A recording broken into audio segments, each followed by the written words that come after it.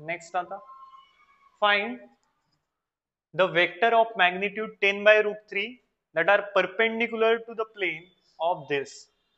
हा क्वेश्चन काय सांगतोय हे समजून घ्या.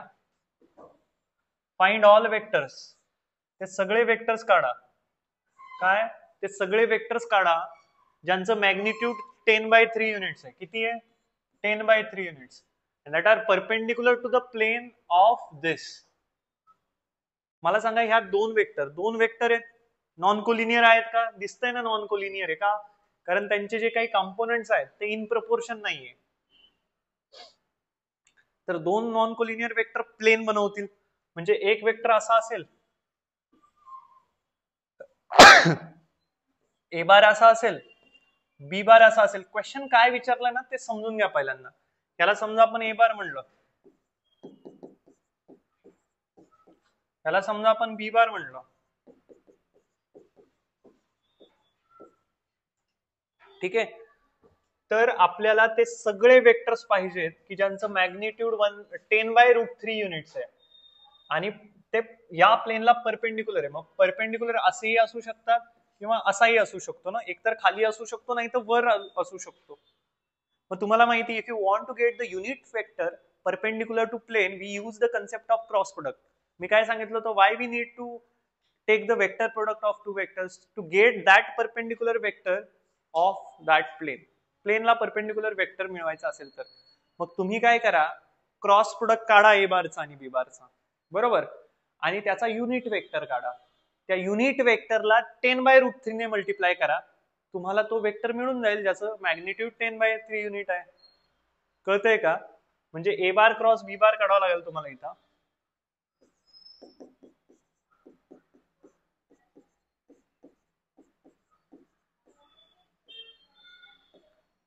तुम्ही फक्त अटेंड करायचे म्हणून करताय की मला अजिबात माहित नाही, पण तुम्ही व्यवस्थित समजून घ्या, फक्त बसू नका असं. आय कॅप इंटू काय येईल हे 8 minus 3 डायरेक्ट लिहितो आता मी. 8 minus 3 5 I cap minus 4 plus 1 5 minus 5 जे cap 3 plus 2 plus 5 K cap. हा तुम्हाला काय मिळालाय? ए बार क्रॉस बी बार मिळालाय. आता मी काय म्हणतोय, त्याचा युनिट वेक्टर काढा. याला समजा आपण म्हणूयात सी बार. ओके, मग तुम्ही सी कॅप काढा. सी कॅप काय येईल? C bar upon magnitude of C bar. ठीक आहे ना, that is 5 I cap minus 5 जे cap plus 5 K cap divided by under root of 5 square plus 5 plus minus 5 square plus 5 square म्हणजे 3 into 25 म्हणजे 5 root 3, बरोबर ना. म्हणजे 5 आय कॅप मायनस 5 जे cap plus 5 K cap divided bye 5 root 3. तर तुम्हाला हा जो वेक्टर मिळणार आहे हा मिळेल 1 by root 3 minus 1 by root 3 आणि 1 by root 3. 1 by root 3 I cap minus 1 by root 3 जे cap plus 1 by root 3 K cap. ठीक आहे ना. आता काय करायचंय पहा, हा तुम्हाला युनिट वेक्टर मिळालाय, पण तो प्लेनला वरच्या साईडला परपेंडिक्युलर असू शकतो किंवा खालच्या. तर आपल्याला ते दोन्ही युनिट वेक्टर पाहिजेत. किंवा आपण असं म्हणूयात की जर तुम्हाला युनिट वेक्टर मिळालाय तर तुम्हाला असा वेक्टर पाहिजे की तो त्या प्लेनला परपेंडिक्युलर आहे आणि त्याची जी काही लेंथ आहे ती 10 by root 3 युनिट आहे. मला सांगा ह्या वेक्टरची लेंथ किती? 1 युनिट. त्याला जर 10 by root 3 ने मल्टिप्लाय केलं तर तुम्हाला असा वेक्टर मिळेल. रिक्वायर्ड वेक्टर तुम्हाला जर पाहिजे असेल,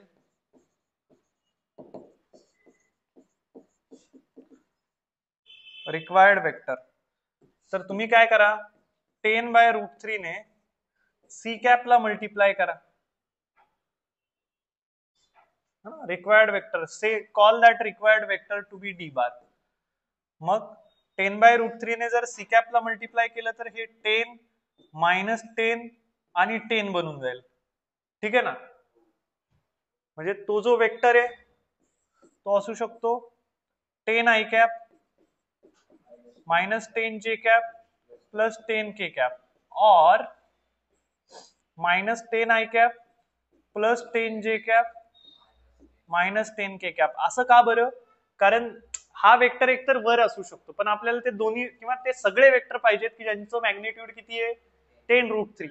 मग तो परपेंडिक्युलर वरच्या साईडने असेल तर मग आपल्याला खालच्या साईडचा पण मेन्शन करावं लागेल, बिकॉज त्यांनी काय सांगितलं, find those all vectors whose magnitude is 10√3. त्याच्यामुळे आपण दोन्ही वेक्टर इथं मेन्शन करणं गरजेचं आहे. कळतंय? ओके.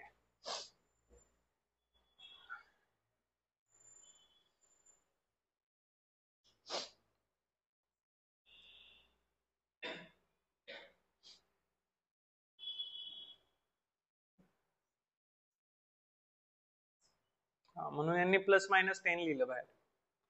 ठीक आहे ना? कळतंय तुम्हाला?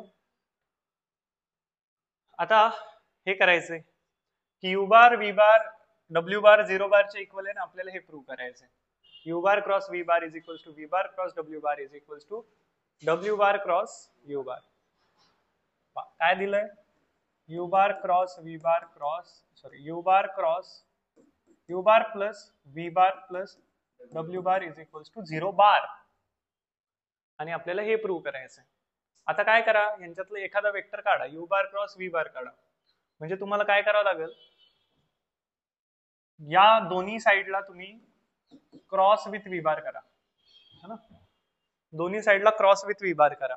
मग तुम्हाला हा जो नवीन वेक्टर मिळेल तो U bar plus V bar plus W bar cross with V bar मिळेल. That is equals to 0 bar cross V bar. 0 bar cross V bar is 0 bar itself.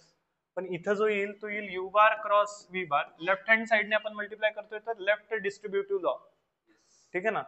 Plus V bar cross V bar plus W bar cross with V bar is equals to 0 bar. बरं, V bar cross V bar 0 bar येईल का? कारण एखाद्या वेक्टरचा त्याच vector सोबत जर cross product घेतला तर 0 बार येतो का? Because angle between them is 0. Vector product मध्ये साइन थिटा येतो ना, तर मग साइन 0 0. त्याच्यामुळे कोणतेही दोन वेक्टर असतील त्यांचा क्रॉस प्रोडक्ट विथ इटसेल्फ घेतला तर आन्सर काय येणार आहे? 0 बार. ठीक आहे? म्हणजे इथून तुम्हाला काय मिळालं? U bar cross with V bar is equals to V bar cross with W bar. का? कारण हा पलीकडे जाऊन minus W bar cross V bar येईल. मायनस साइन घालवायचा असेल फ्लिप करा. कळतंय? असं सेम तुम्हाला V bar cross W bar cross U बारचे इक्वल आहे हे दाखवण्यासाठी तुम्हाला काय करावं लागेल? V bar U bar V bar plus W बारला दोन्ही साइडने डब्ल्यू बारने मल्टिप्लाय करा. तर मग U bar cross with W bar plus V bar cross with W bar plus W bar cross with W bar is equals to 0 bar. बरं, हा पण 0 बार येईल. म्हणजे इथून लिहू शकतो U bar cross with W bar is equals to minus V bar cross W bar. Minus sign घालवायचं असेल तर यांची काय करा? पोझिशन चेंज करा. कारण का? A bar cross B bar is equals to minus B bar cross A bar because vector product is anti commutative. म्हणजे इथून तुम्हाला काय मिळालं? U bar cross with W bar is equals to W bar cross with V bar. आणि इथून काय मिळालं? U bar cross with V bar is equals to V bar cross with W bar. ठीक आहे ना? तर मग इथून तुम्हाला जर V bar cross with W bar पाहिजे असेल तर तो येईल W bar cross with U bar. का बरं? कारण ह्याला जर फ्लिप केलं मायनसची साइन बाहेर येईल, ह्याला फ्लिप केलं मायनसची साइन बाहेर येईल. दोघांच्या मायनस मायनस कॅन्सल. मग हा आणि हा सेम आहे तर आपण म्हणू हे तिन्ही गोष्टी सेम येतील.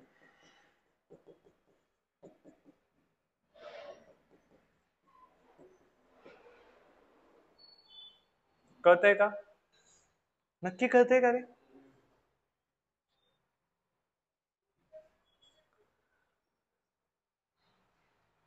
आता तुम्हाला बाय युजिंग वेक्टर प्रोडक्ट काढायचे. हा वेक्टर ट्रिपल प्रोडक्टची इथं कन्सेप्ट नाही वापरायची. वेक्टर ट्रिपल प्रोडक्टची कन्सेप्ट नाही वापरायची इथं. By using vector product only A bar cross with B bar cross C bar काढा आणि A bar cross with B bar cross C bar काढा. जर तुम्ही इथं वेक्टर प्रोडक्टची वेक्टर ट्रिपल प्रोडक्टची कन्सेप्ट वापरली तर तुम्हाला माहिती आहे कसं सॉल्व्ह करायचं. A bar dot with c bar into b bar minus a bar dot with B bar dot with c bar into a bar. ठीक आहे ना. आणि हा कसा सॉल्व्ह करतो. A bar dot c bar into b bar minus a bar dot with B bar into c bar. पण तुम्हाला ही कन्सेप्ट नाही वापरायची इथं. You have to just do or you have to just use the cross product. मग तुम्ही काय काढा आधी ए बार क्रॉस बी बार काढा. LHS काय a bar cross with B bar cross with c bar आहे. मग ए बार क्रॉस बी बार काढा. ए बार क्रॉस बी बार काढा म्हणजे काय करा तुम्ही काय का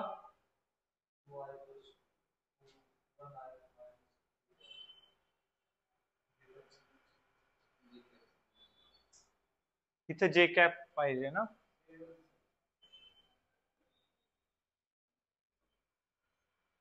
हा करा मग हे काढा आणि RHS काय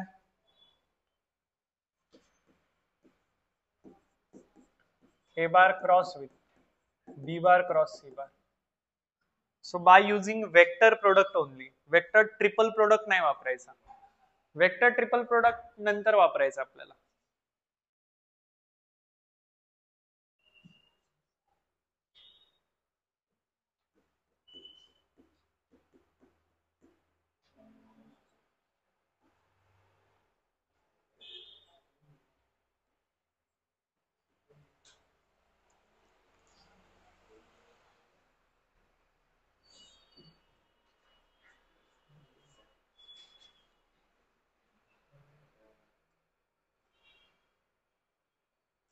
a bar cross B bar काढा रे. डिटर्मिनंट घ्यायचंय तुम्हाला.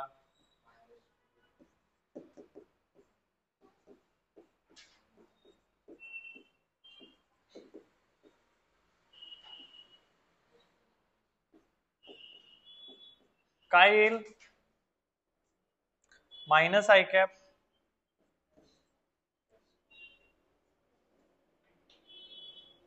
प्लस 5 जे कॅप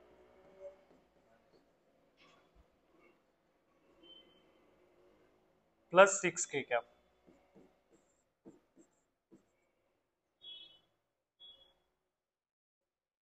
प्लस 6 नाही का के कॅप. ओहो 3 प्लस 2 दॅट इज 5.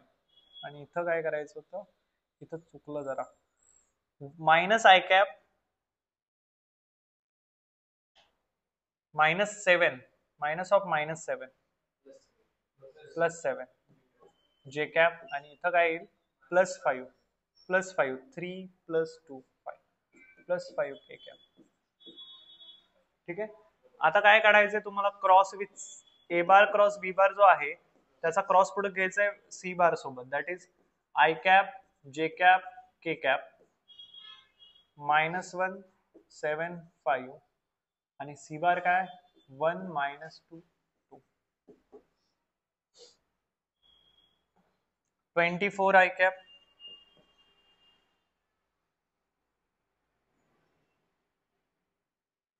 प्लस 7 जे कॅप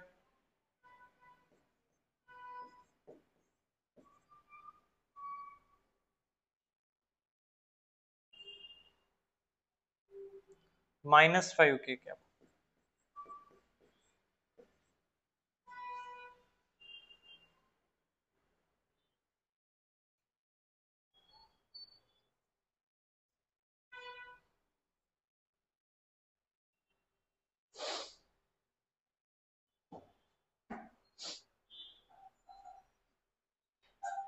आता RHS काढायची तुम्हाला. हे फक्त तुमच्या प्रॅक्टिससाठी बाकी काहीच नाही. हा लॉजिकल क्वेश्चन नाहीच आहे. इथं फक्त तुम्ही प्रॅक्टिस करावी आणि तुम्हाला हे कळावं vector triple product is not commutative. Commutative means associative. Sorry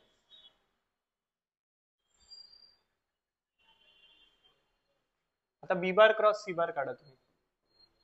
B bar cross C बार म्हणजे आय जे के.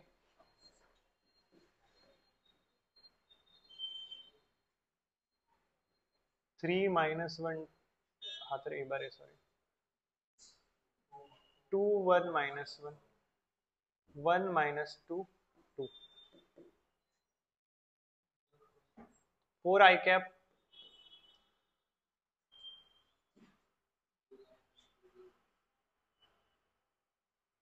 जे कॅप मायनसचा 5 जे कॅप आणि प्लसचा, इथं पण मायनसचा 5. ठीक आहे. इथं 0 येतोय, इथं 0 येतोय कारण 2 मायनस 0 आय कॅप.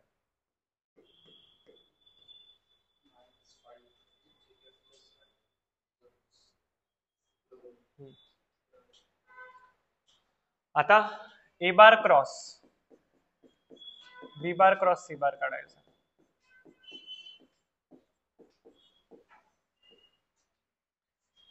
ए बार काय, 3 मायनस 1 2, 0 मायनस 5 मायनस. आता सांगा 5 minus 5 plus 10 15 i cap plus 15 जे कॅप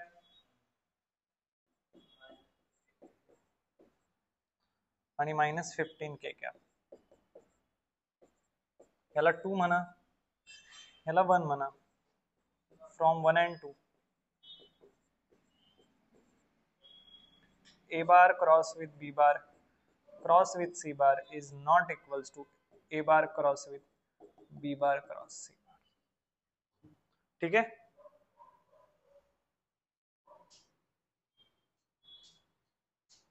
नेक्स्ट किती क्वेश्चन्स आहेत अजून?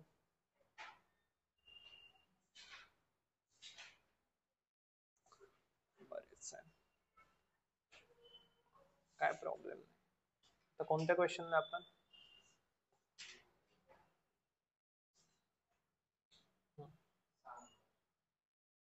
Find the area of the triangle with vertices. आता हा क्वेश्चन एकदम इझी, मी सांगतो काय करायचं त्याच्यात. ह्याला पॉइंट ए म्हणा, point B, point C. A B C are the vertices of the triangle. तुम्हाला तिन्ही पॉइंटचे कोऑर्डिनेट्स माहिती आहेत का? तिन्ही तुम्हाला काय काढायचं, एरिया ऑफ द ट्रायंगल काढायचं. एकतर काय करा, हे पहा, वेक्टर मेथडने काढायचं. ए बी बार काढा, ए सी बार काढा. Half of magnitude of AB bar cross with AC bar gives you area of the triangle. कळतंय का? हाफ ऑफ एरिया ऑफ, कारण तुम्हाला a bar cross AB bar cross with AC बारचं जे काही magnitude आहे ते तुम्हाला पॅरलेलोग्रामचा एरिया देईल ना. या cross product gives you area of parallelogram. But तुम्ही जर त्या एरियाचा हाफ केला तर तुम्हाला ह्या ट्रायंगलचा एरिया मिळून जाईल. तुम्हाला AB बार काढता येईल, कसा काढाल? बी bar minus a bar. AC बार काढता येईल कसा? C bar minus a bar and then solve. Okay. आता find the area of the parallelogram. आता तर हे तर काहीच नाही, पॅरलेलोग्रामचा एरिया काढायचा. काय करा, KLMN, KLMN काय करा, KN बार काढा, KL बार काढा. Magnitude of KN bar cross with KL bar gives you, ठीक है ना, area of that particular parallelogram.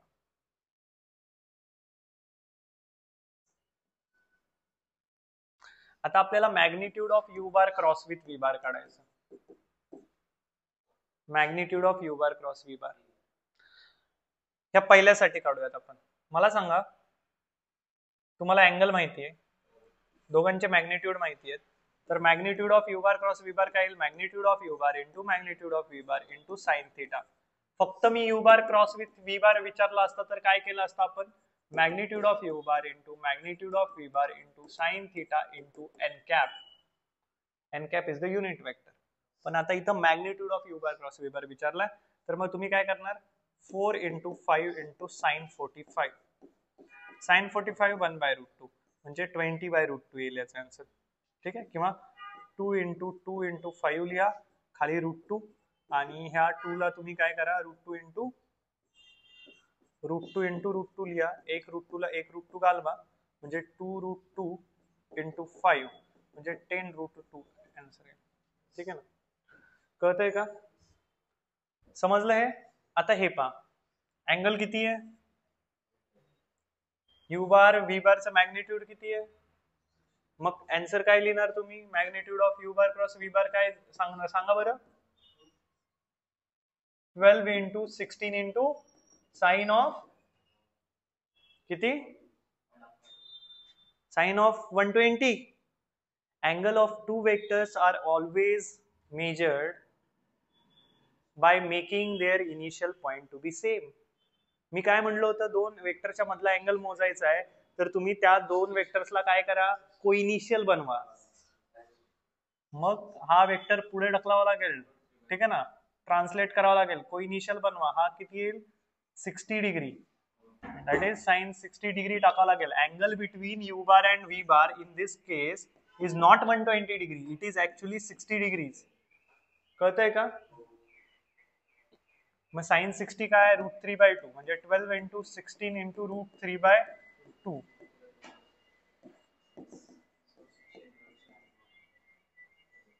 कळलं का, इझी आहे का.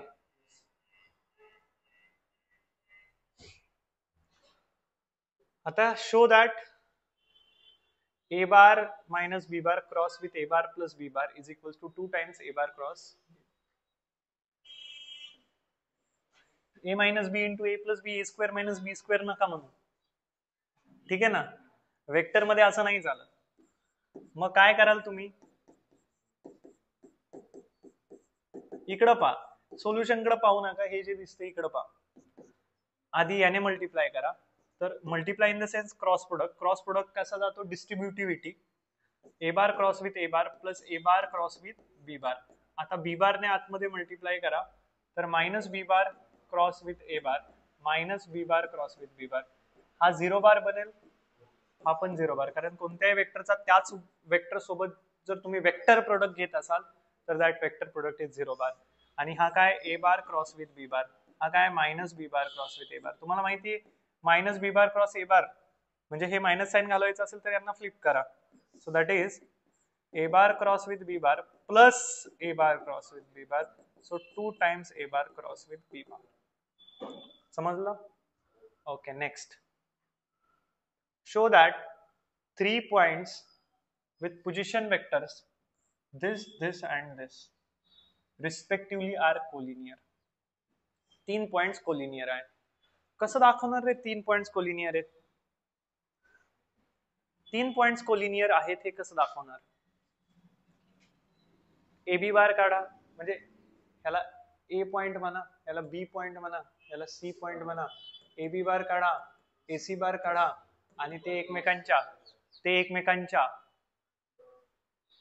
क्रॉस प्रोडक्टची कन्सेप्ट वापरू शकतो आपण तिथं. ए बी बार आणि ए सी बार जर त्यांचा क्रॉस प्रोडक्ट जर 0 बार आहे आणि पॉइंट ए तर कॉमन पॉइंट आहे, ठीक आहे ना, इथं पॉइंट ए कॉमन पॉइंट आहे हे म्हणायची पण गरज नाहीये. त्यांचा क्रॉस प्रोडक्ट जर 0 बार येत असेल, 0 नाही 0 बार, तर तुम्ही म्हणा की 3 points are collinear as AB bar and AC bar are having the angle between them is 0. कळतंय का, इझी आहे का हे क्वेश्चन्स, ओके. का करून दाखवू, ए बी बार काढा बरं, पटकन करूयात. ए बी बार काढा, बी bar minus a bar, 1 minus 3 minus 2, 1 minus 2 minus 1, 1 minus 4, ठीक आहे. एसी बार काढा, ए बी बार आणि एसी बारच का काढायचा, कारण ए इज अ कोइनिशियल पॉइंट, दोन वेक्टरला कोइनिशियल बनवा, ठीक आहे ना. A is a common point between them ना. आता AC bar -1 -3 -4, 4 minus -2 is 6 and -2 -4 is -6. C bar minus a bar करतोय ना. आता a bar cross B bar, A B bar cross with AC bar काढूयात. A B bar cross with AC bar, डिटर्मिनंटची concept वापरायची, i cap जे cap के cap -2 -1 -3 -4 6 -6. आता पहा i cap into काय 6 minus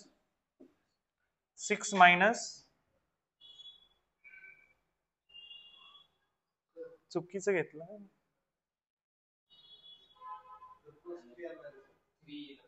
1 minus -2 is +3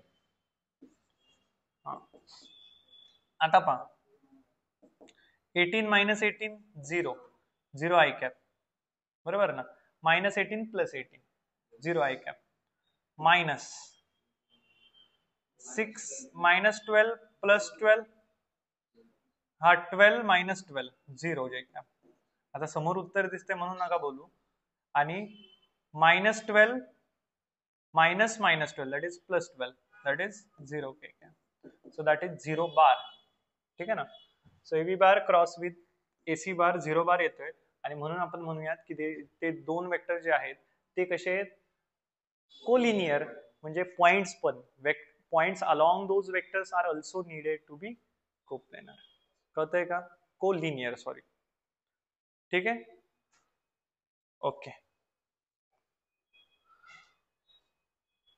question number 10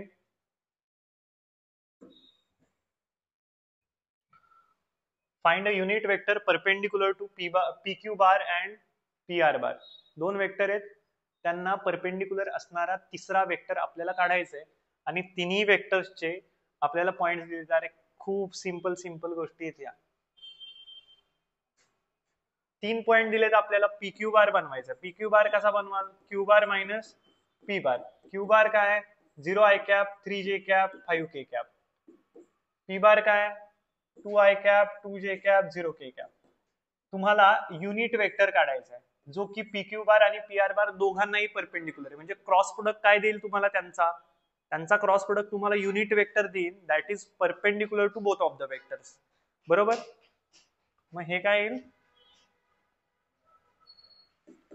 -2 1 and 5 आता तुम्ही काय काढाल PR बार काढाल PR बार काय येईल R बार मायनस P बार R बार काय 5 I cap 0 j cap plus 3 k cap minus P बार काय 2 I cap plus 2 j cap plus 0 k cap बरोबर तर मग हे येईल 3 -2 3 PR बार कळाला PQ बार मिळाला PR बार मिळाला आता हे दोघे कसे आहेत म्हणजे आपले हे दोघे कसे येत नाही ह्या दोघांना परपेंडिक्युलर असणारा वेक्टर आपल्याला काढायचा आहे मग या दोघांना परपेंडिक्युलर असणारा वेक्टर कसा मिळेल तुम्हाला दोघांचा ज्यावेळी क्रॉस प्रोडक्ट घ्याल त्यावेळीच मिळेल ना if you want to get the vector which is perpendicular to the both of the vector you need to take the cross product घ्यावा लागेल मग क्रॉस प्रोडक्ट कसा घेणार आय कॅप जे कॅप के कॅप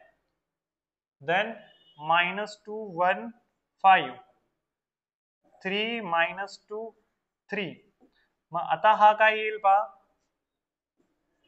डायरेक्ट असा अँगल ब्रॅकेट मध्येच लिहितो 3 + 10 that is 13 I cap then minus of -6 -15 -21 + 21 -6 -15 -21 + 21 इथे येईल कारण इथे एक मायनसचं साइन असतं बरोबर अँड 2 2 4 4 -3 is 1 ठीक आहे ना हा तुम्हाला काय मिळालाय कळतंय ना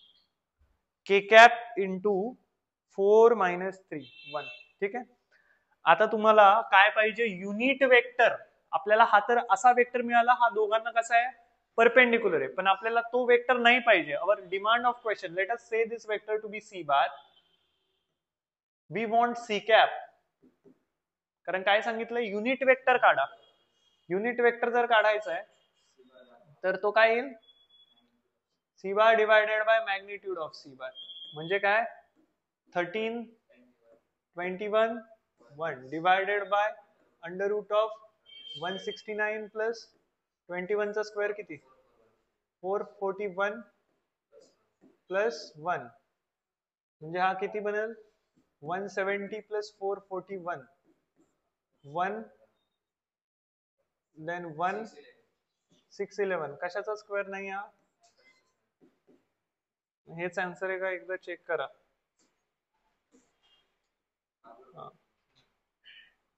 कारण ज्यावेळी व्हॅल्यूज अशा येतात ना त्यावेळी थोडीशी भीती वाटते की आपली कुठे कॅल्क्युलेशन एरर नाही झाली ना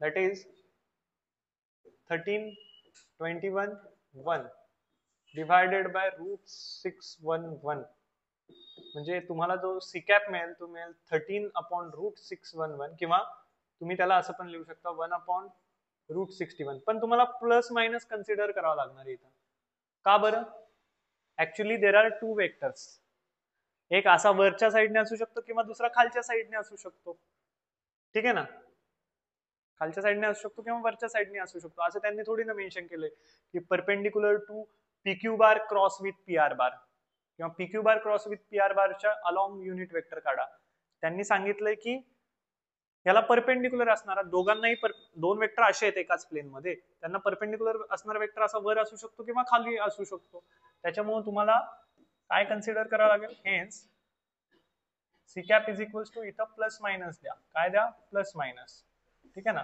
म्हणून सी काय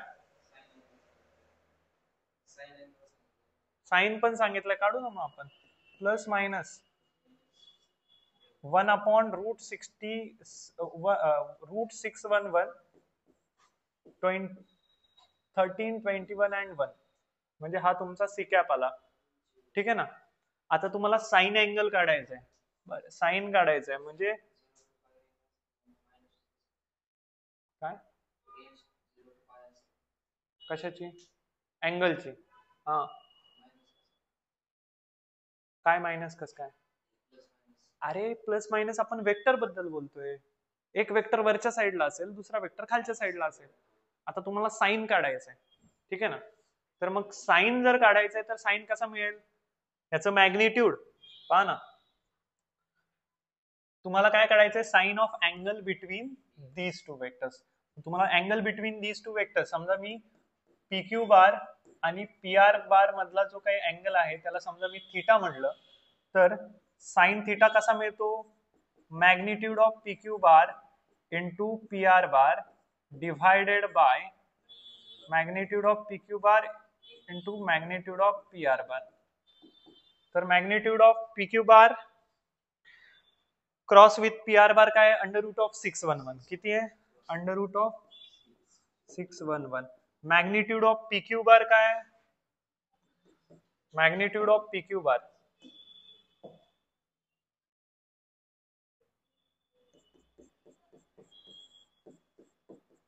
√(-2 square plus 1 square plus 5 square 4 plus 1 5 5 plus 25 √30 ना √30 आणि मॅग्निट्यूड ऑफ PR बार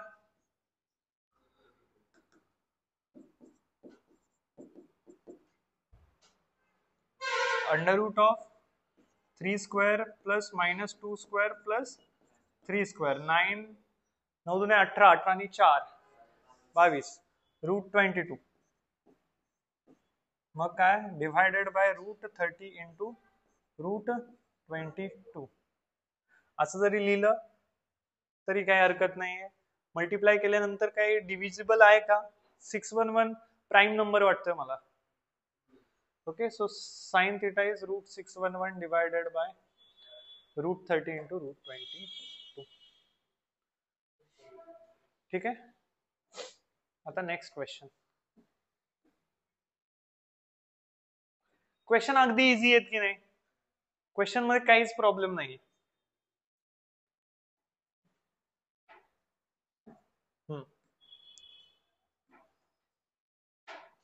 आता मॅग्निट्यूड ऑफ ए बार आणि ह्या तीन गोष्टी दिल्यात आपल्याला डॉट प्रोडक्ट काढायचं असे क्वेश्चन पण आलेले आहेत सीईटी मध्ये आलेले आहेत असे question magnitude of A bar 5 आहे मॅग्निट्यूड ऑफ बी बार 13 आहे magnitude of A bar cross B bar दिलाय तुम्हाला a bar dot B bar विचारलाय काय करा माहिती का A bar dot B bar काढण्यासाठी तुम्हाला फॉर्म्युला माहिती आहे magnitude of A bar magnitude of B bar into cos theta बरोबर. तर तुम्हाला magnitude of A bar cross b बारचा पण फॉर्म्युला माहिती, magnitude of A bar into magnitude of B bar into sine theta. ठीक आहे ना. मग तुम्ही काय करा, इथून साइन थिटा काढा. साइन थिटा काय येईल, magnitude of A bar cross B bar divided by magnitude of A bar into magnitude of B bar. ठीक आहे. तर magnitude of A bar cross B bar किती आहे, 25. हा किती आहे, 5 इंटू 13. तर 5/13 येईल. हा जर 5/13 असेल तर कॉस काय असायला पाहिजे माहितीये का, 12/13. ज्यांना ट्रिग्नोमेट्री माहिती आहे ना चांगली पैकी, त्यांनी लगेच सांगितलं असतं 12/13. ठीक आहे. का बरं, कारण under root of 1 minus 25/169, 169 minus 25 is 144 upon 169, that is 12 by, कारण हे पायथागोरियन ट्रिपलेट आहे ना, 5, 12 and 13.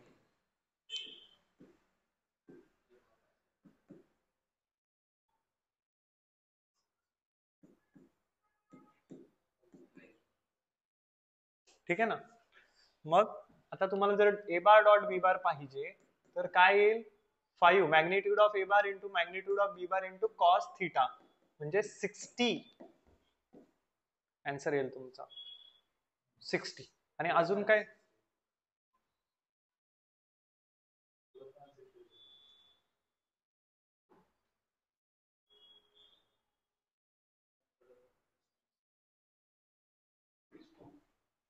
हा बरोबर, इथं हा प्लस मायनस 12/13 येईल, हे पण विसरू नका. सॉरी, प्लस मायनस 60 काय येईल मी हे तुम्हाला सांगतो. कारण हे पहा, साइन थिटा काय आलाय तुमचा, 5/12 आलाय. बरोबर, साइन थिटा 5/12 आलाय. थिटाची रेंज काय असते, 0 to पाय. बर, मग कॉस थिटा सेकंड क्वाड्रंट मध्ये सुद्धा असू शकतो ना, कळतंय का तुम्हाला. त्याच्यामुळे आपण काय कन्सिडर करतो, प्लस मायनस कन्सिडर करतो. पण प्लस मायनस 60 पैकी, प्लस मायनस 60 पैकी कोणता कन्सिडर करावा, असं काही दिलंय का की थिटा इज ग्रेटर दॅन, नाही दिलेलं. मग हे तुम्हाला फक्त मेन्शन करायचंय, काय नाही, इकडे लक्ष नका देऊ. आपल्याला माहिती की डॉट प्रोडक्ट पॉझिटिव्ह कधी येतो, ज्यावेळी अँगल ऍक्यूट असतो. डॉट प्रोडक्ट निगेटिव्ह कधी येतो, ज्यावेळी अँगल ऑब्ट्यूज असतो. त्याच्यामुळे प्लस मायनस लावा. कळतंय. Okay, now next question. तुमचं लक्ष आहे ना रे, का मनात लगेच दुसरे विचार सुरू होत आहेत. लक्ष आहे सगळ्यांचं समोर. काय होतं, कधी कधी मी पूर्णपणे याच्यात गुंतून जातो आणि मला तुमचं काय चाललंय हेच कळत नाही. तुम्हाला कळते ना प्रॉपर, कारण ही तुमची जबाबदारी लक्ष द्यायची. आता हा क्वेश्चन पहा, direction ratios of two line satisfies this relation. Again हा क्वेश्चन बोर्डला विचारला गेलेला होता आणि हा तोच क्वेश्चन आहे जो आपण आत्ता मगाशी सॉल्व्ह केला, म्हणजे त्याच टाईपचा. Direction ratios of two lines satisfies this relation. तिथं डायरेक्शन कोसाइन होतं, इथं डायरेक्शन रेशोज आहे. Show that lines are perpendicular. Lines perpendicular असेल तर तुम्हाला सांगितलंय A1 A2 plus B1 B2 plus C1 C2. Start of this lecture.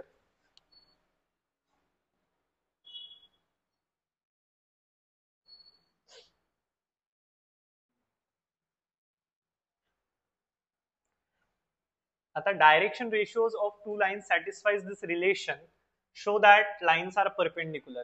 आता तुम्ही काय करा, हे जे तुम्हाला मिळालंय ना, म्हणजे हे जे काही दिलंय 2A minus B plus 2C is equals to 0 and AB plus BC plus CA is equals to 0.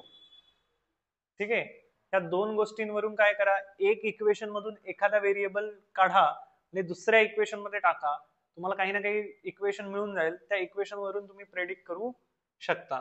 मग इथून काय करा, इथून तुम्ही बी ला काय टाकू शकता, -2C मायनस 2A या इक्वेशन मध्ये टाकून द्या. मग आता हे इक्वेशन कसं दिसेल, A into -2C minus 2A plus -2C minus 2A into C plus CA. आता हे जे इक्वेशन मिळालं हे दोन व्हेरिएबल मध्ये A आणि C. बरोबर, म्हणजे तुम्हाला इथं A आणि C चं रिलेशन मिळणार आहे. So -2AC -2A square -2C square -2AC plus CA is equals to 0. ठीक आहे ना.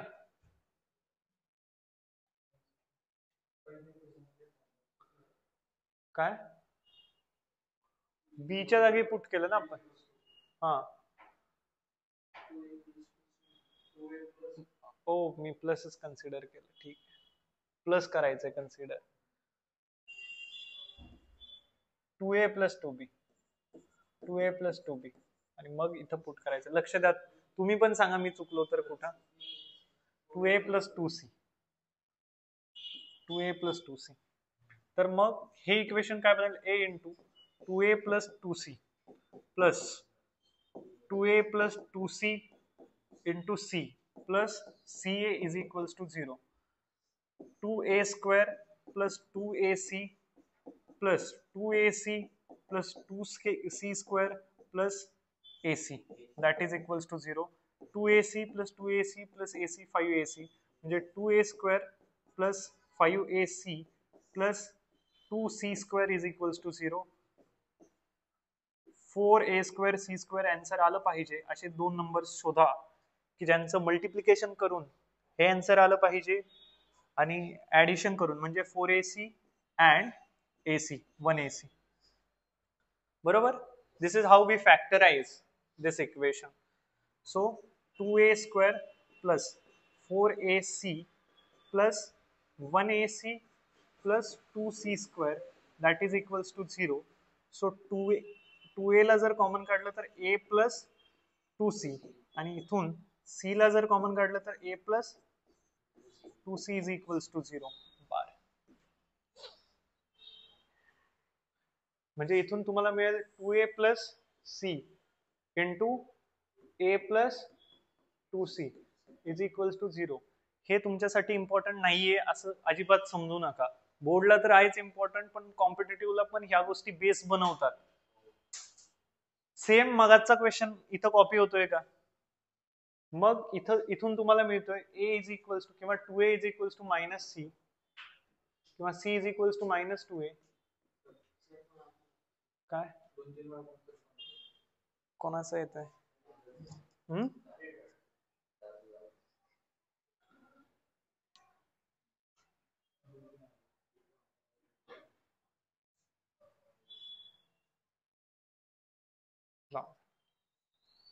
काय प्रॉब्लेम.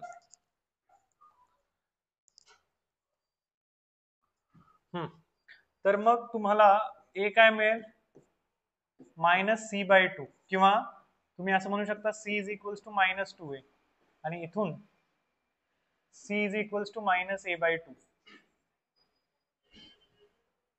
कळतंय का. आणि इथून काय मिळेल c is equals to minus 2a. Putting this in this equation, हे जे आहे त्याच्यामध्ये पुट करा तर तुम्हाला b काय मिळेल 2a plus 2 times minus 2a that is 2a minus 4a that is minus 2a. b तुम्हाला इन टर्म ऑफ a मिळाला, c पण तुम्हाला इन टर्म ऑफ a मिळाला. a तर aच आहे. ठीक आहे. ह्याच्यात जर पुट केलं तर इथून तुम्हाला मिळेल b is equals to 2 into a plus 2 into minus a by 2. 2 ला 2 कॅन्सल होईल, इथून b तुम्हाला a च्या इक्वल मिळेल. म्हणजे इथून तुम्हाला तुमचे जे डायरेक्शन रेशिओज मिळणार आहे, इथून जे तुम्हाला म्हणजे considering c is equals to minus 2a and we are getting b is equals to minus 2a. c ला जर मायनस 2a कन्सिडर केलं b मायनस 2a मिळतंय तुम्हाला. a तर तुमचा aच आहे. मग considering this we are getting direction ratios as a minus 2a and minus 2a. Considering this we are getting direction ratios as a, b is a and c is minus a by 2. So can we say direction ratios are 1 minus 2 minus 2. का बरं a ने divide केलं मी मुद्दाम. why? Because direction ratios are can be infinite and it is the multiple of a. कळतंय का तुम्हाला. Concept तुम्हाला कळलेली आहे. Direction ratios are infinite numbers which are proportional to the direction cosines. मग मी ह्या सगळ्यां म्हणजे हे जर सगळे मल्टिपल ऑफ ए तर मग मी डायरेक्टली असं म्हणेल ना 1 minus 2 minus 2 are the DRS. कळतंय तुम्हाला? कारण A is also the number, ठीक आहे ना.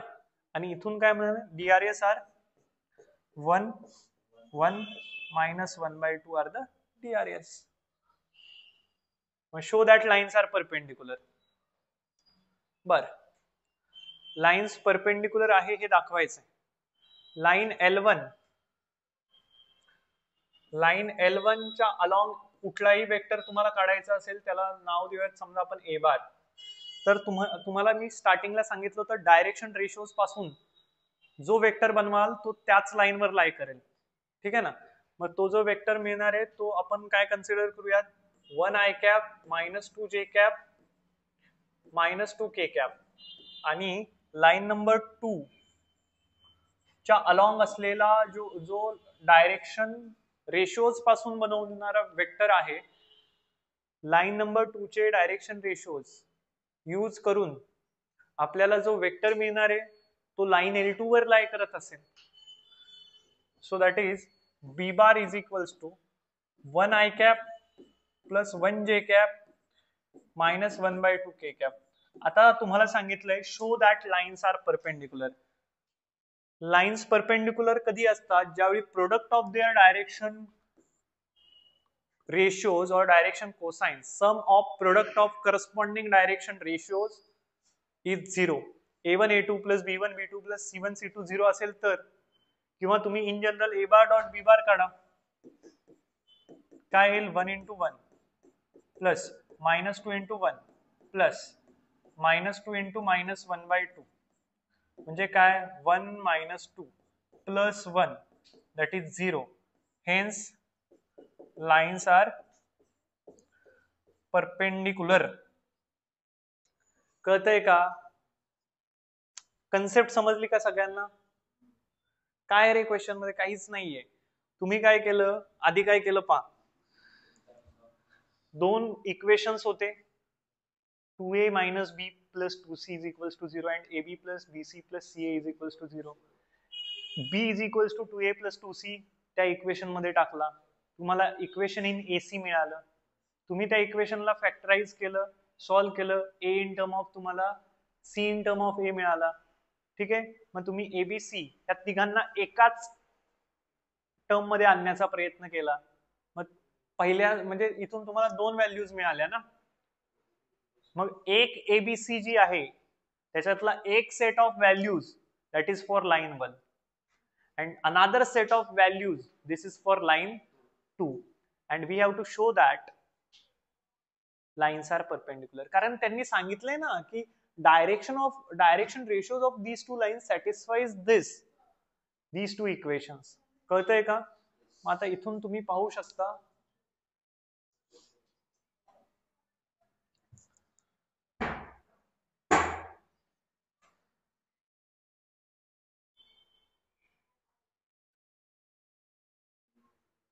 झिरो आलाय, ठीक आहे. मी जे सांगितलं हे बरोबर आहे, हेही बरोबर आहे, काही प्रॉब्लेम नाही त्याच्यामध्ये. ओके, कळालं का मग तुम्हाला?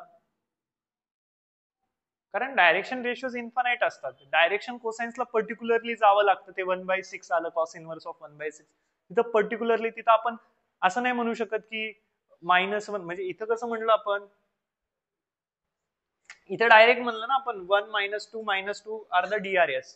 तसं तिकडं नाही म्हणू शकत आपण, ठीक आहे. कुठं डायरेक्शन रेशियोच्या केसमध्ये. आता find the direction cosine of line which is perpendicular to the line with direction ratios. अरे direction ratio, direction cosines,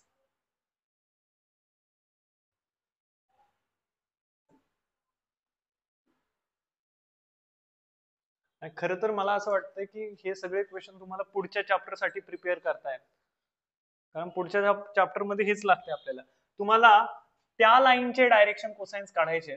find the direction cosines of the line which is perpendicular to the lines. ती जी line आहे ती हे direction ratios असलेल्या लाईनला perpendicular आहे. म्हणजे अशा दोन लाईन असतील, ठीक आहे. लाईन L1 तिचे डायरेक्शन रेशियोज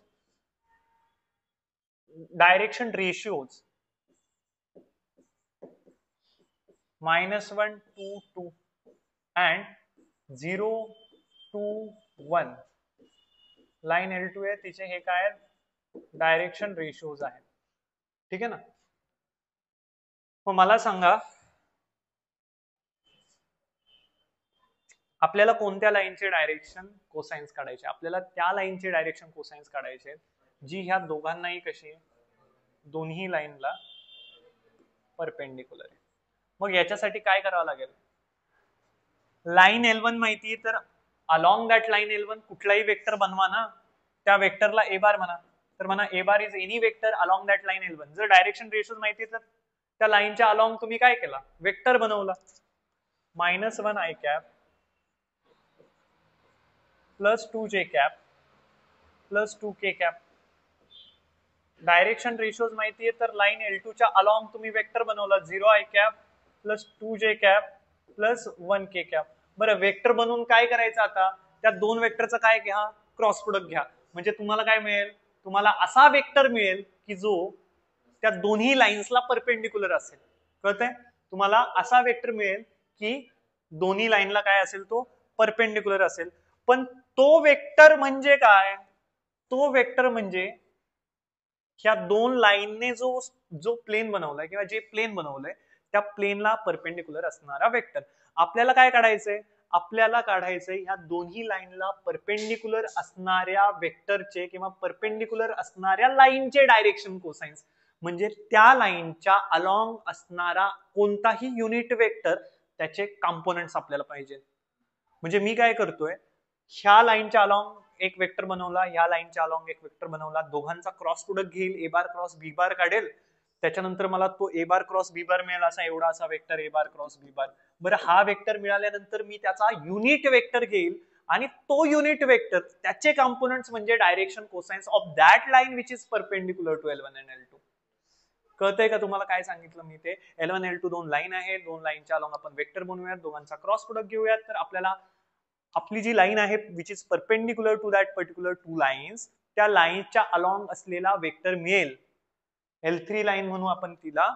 तर त्या L3 लाईनच्या अलॉंग असलेला आपल्याला वेक्टर मिळेल जर क्रॉस प्रोडक्ट घेऊयात तर.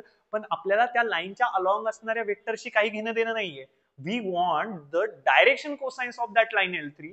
सो फॉर दॅट त्या लाईनच्या अलॉंग असणारा जो वेक्टर आहे L3 च्या, that is A bar cross B bar, त्याचा युनिट वेक्टर आणि त्याचे कंपोनेंट्स म्हणजे डायरेक्शन कोसाइन्स. कळतंय का. बट लाईन आहे म्हणजे दोन डायरेक्शन कोसाइन्स असायला पाहिजे, तर तिथं प्लस मायनस साईनला विसरू नका तुम्ही. कळतंय का. मग मला सांगा, तुम्हाला a bar cross B bar मिळेल. ए बार क्रॉस बी बार काय येईल, आय कॅप जे कॅप के कॅप. हे इमॅजिन झालं पाहिजे, सगळं व्हिज्युअलाइज झालं पाहिजे की नक्की आपल्याला काय करायचे क्वेश्चन सॉल्व्ह करताना. आय कॅप जे cap K cap, then -1 2 2 0 2 and 1. तर इथून मिळणारा वेक्टर सांगा. -2 i cap plus 1 J cap -2 K cap. म्हणजे ह्या लाईन L3 च्या अलॉंग असणारा वेक्टर आपल्याला मिळालेला आहे. That is -2 i cap plus J cap -2 K cap. आता आपल्याला लाईन L3 च्या अलॉंग असणाऱ्या वेक्टरशी काही घेणं देणं नाहीये. We want unit vector and we want component of that, that is nothing but the direction cosines. कळतंय का. मग तुम्ही काय कराल, DRS of required DCS of required line. Required लाईनचे DCS आपल्याला कसे मिळतील, युनिट वेक्टर काढा. Call this vector as C bar. तर मग सी कॅप काढा. सी कॅप काय येईल, C bar divided by magnitude of C bar -2 i cap plus 1 J cap -2 K cap divided by root of -2 square plus 1 square plus -2 square, that is 3. म्हणजे तुम्हाला C बार काय मिळाला, C cap काय मिळाला, -2/3 1/3 -2/3. हा तुम्हाला काय मिळालाय, सी कॅप मिळालाय. But we are interested in element. Element are what, the components. but we should consider them to be positive as well as negative. तर LMN are -2/3, 1/3, -2/3, or 2/3, -1/3, and 2/3, as line can have two direction cosines because line is two directional thing. Okay, so C cap तर काढलाय, पण मग तो C cap जो आहे तो तर आपल्याला फक्त एक साइडची डायरेक्शन सांगतोय, बट लाईनला तर दोन डायरेक्शन असतात. So direction cosines are govern by these two things. ठीक आहे, समजतंय मग? ओके,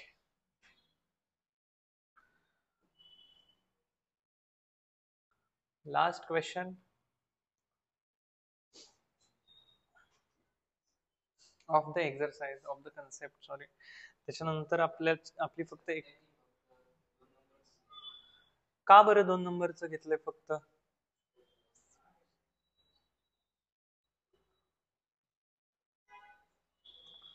मग आपलं बरोबर आहे.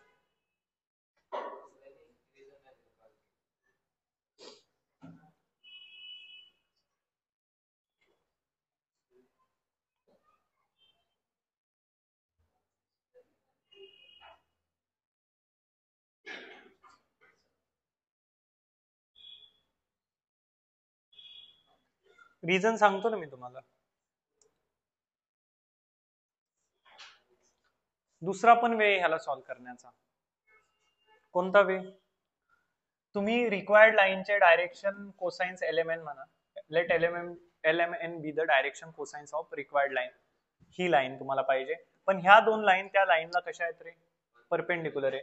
म्हणजे ही लाईन आणि ही लाईन यांच्या दोघांच्या डायरेक्शन रेशोज किंवा डायरेक्शन कोसाइनचा प्रोडक्ट करून सम जर केली, बरोबर, सम ऑफ प्रोडक्ट्स, तर ते 0 येईल आणि हे पण 0 येईल. का? कारण दोन वेक्टर्स किंवा दोन लाईन परपेंडिक्युलर असेल तर त्यांचे करस्पॉन्डिंग डायरेक्शन रेशोज किंवा डायरेक्शन कोसाइन्स. तर मग आपण काय करूयात, इथे यांनी LMN घेतलंय, तर LMN घेऊयात. LMN जे आहेत ते direction cosines of the required line आहेत. तर मग तुम्ही काय करा, L × -1 plus M × 2 plus N × 2 करा. तर हे 0 आलं पाहिजे. का आलं पाहिजे? रिझन सांगितलंय. का आलं पाहिजे? कारण परपेंडिक्युलर आहे ना. परपेंडिक्युलर असेल तर डायरेक्शन कोसाइन्स आणि डायरेक्शन रेशोचा प्रोडक्ट काय येईल? 0 येईल, कारण डॉट प्रोडक्ट 0 परपेंडिक्युलर असेल तर. आणि दुसऱ्यासाठी म्हणजे दुसऱ्या लाईनसाठी हेच रिलेशन असं बनेल, L × 0 plus M × 2 plus N × 1 that is equals to 0. But असं जरी केलं तरी मोस्ट ॲक्युरेसीसाठी कॉम्पिटेटिव्ह एक्झाम मध्ये तुम्हाला काय करावं लागेल, या वेने सुद्धा थोडंसं चेक करावं लागेल. बट लाईन आहे त्याच्यामुळं बोथ अँसर्स आर ॲक्सेप्टेड. जर एखाद्याने हे सांगितलं आणि दुसऱ्याने दुसरं काहीतरी सांगितलं, दुसरं म्हणजे काय, -2/3, 1/3 and -2/3, this is also correct because line can have two direction, means line has two direction cosines because line is two dimensional object नाही म्हणू शकत, line is two dimensional thing. Okay, thing म्हणूयात आपण. ओके, जॉमेट्रिकल फिगर पण म्हणू शकता, locus म्हणू शकता. Line is a locus of two dimension, line has two directions असं म्हणा. ठीक आहे, लाइन इज. ठीक आहे, नेक्स्ट क्वेश्चन पहा आता. हा मला इम्पॉर्टंट क्वेश्चन वाटतोय.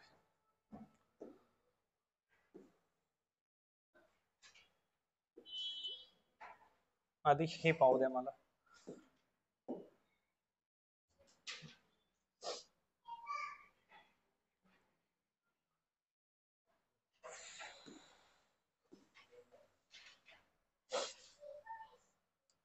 M is a foot of perpendicular drawn from the point on the line joining points these. Find the coordinates of M. Coordinate geometry, vector geometry कशी mix केली कळते का तुम्हाला? वेक्टर अल्जेब्रा आणि कोऑर्डिनेट जॉमेट्री कशी mix केली जाते तुम्हाला लाईन अँड प्लेन चॅप्टर मध्ये खूप छान कळेल. कारण जर तुम्ही 2D मधला डिस्टन्स बिटवीन टू लाईन जर विसरले तर तुम्ही वेक्टरच्या पण युजने तुम्ही ते काढू शकता. ठीक आहे. M is a foot top perpendicular drawn from point A on the line joining points. किंवा तुम्हाला समजा हिरॉन्स फॉर्म्युला विसरले तुम्ही, तुम्हाला जर व्हर्टायसेस ऑफ ट्रायंगल दिले हा आणि हिरॉन्स फॉर्म्युला लक्षात येत नाही, वेक्टर माहिती ना तुम्हाला, तर हा एक वेक्टर बनवा, हा एक वेक्टर बनवा.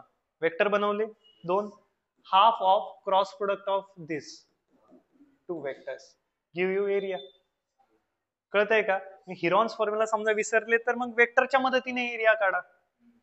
पॅरलोग्रामचा जर एरिया तुम्हाला येत नसेल आणि कुठेतरी मदत लागली पॅरलोग्रामचा एरिया काढायची, आणि जर व्हर्टायसेस ऑफ पॅरलोग्राम माहिती तर वेक्टर बनवा, कोइनिशियल वेक्टर बनवा आणि मल्टिप्लाय करा. ठीक आहे ना. क्रॉस प्रोडक्टचं मॅग्निट्यूड काय सांगतं तुम्हाला?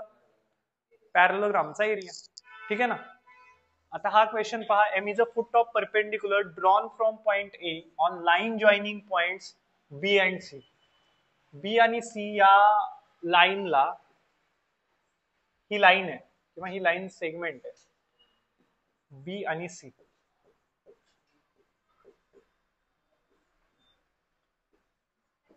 दिस is line segment B C.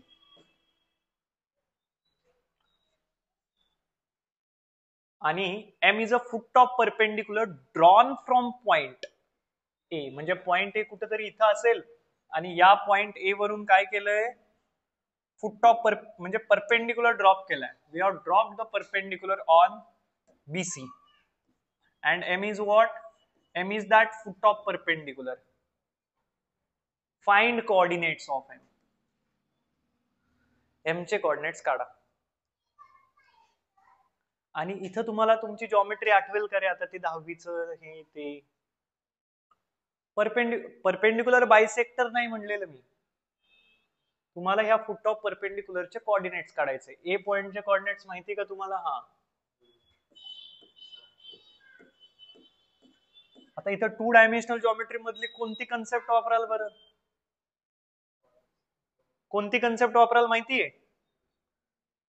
Weight. Triangle बनवाल. 2D मध्ये हा जर प्रॉब्लेम केला असता विदाउट यूज ऑफ वेक्टर, तर तुम्ही एक ट्रायंगल बनवला असता.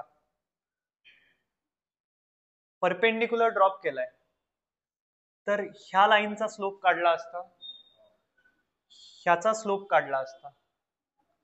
एम चे कोऑर्डिनेट समजा XYZ कन्सिडर केले तर X-4 बरोबर, किंवा हा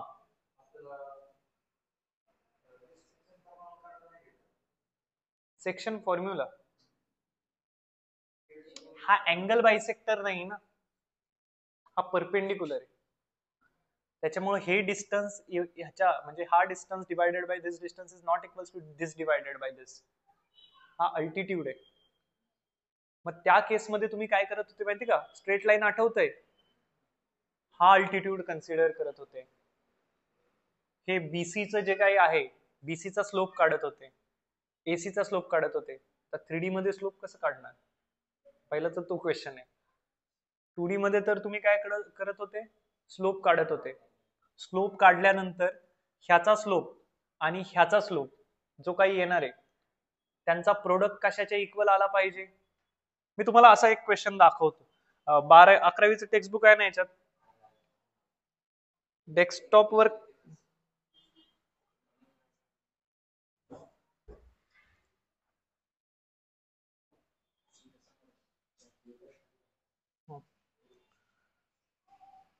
eleventh maths 1.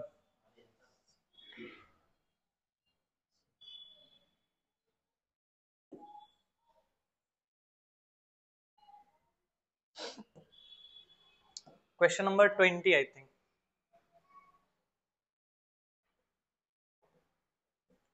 In centre ortho centre वाले क्वेश्चंस. डिस्टन्सेसच्या अगोदर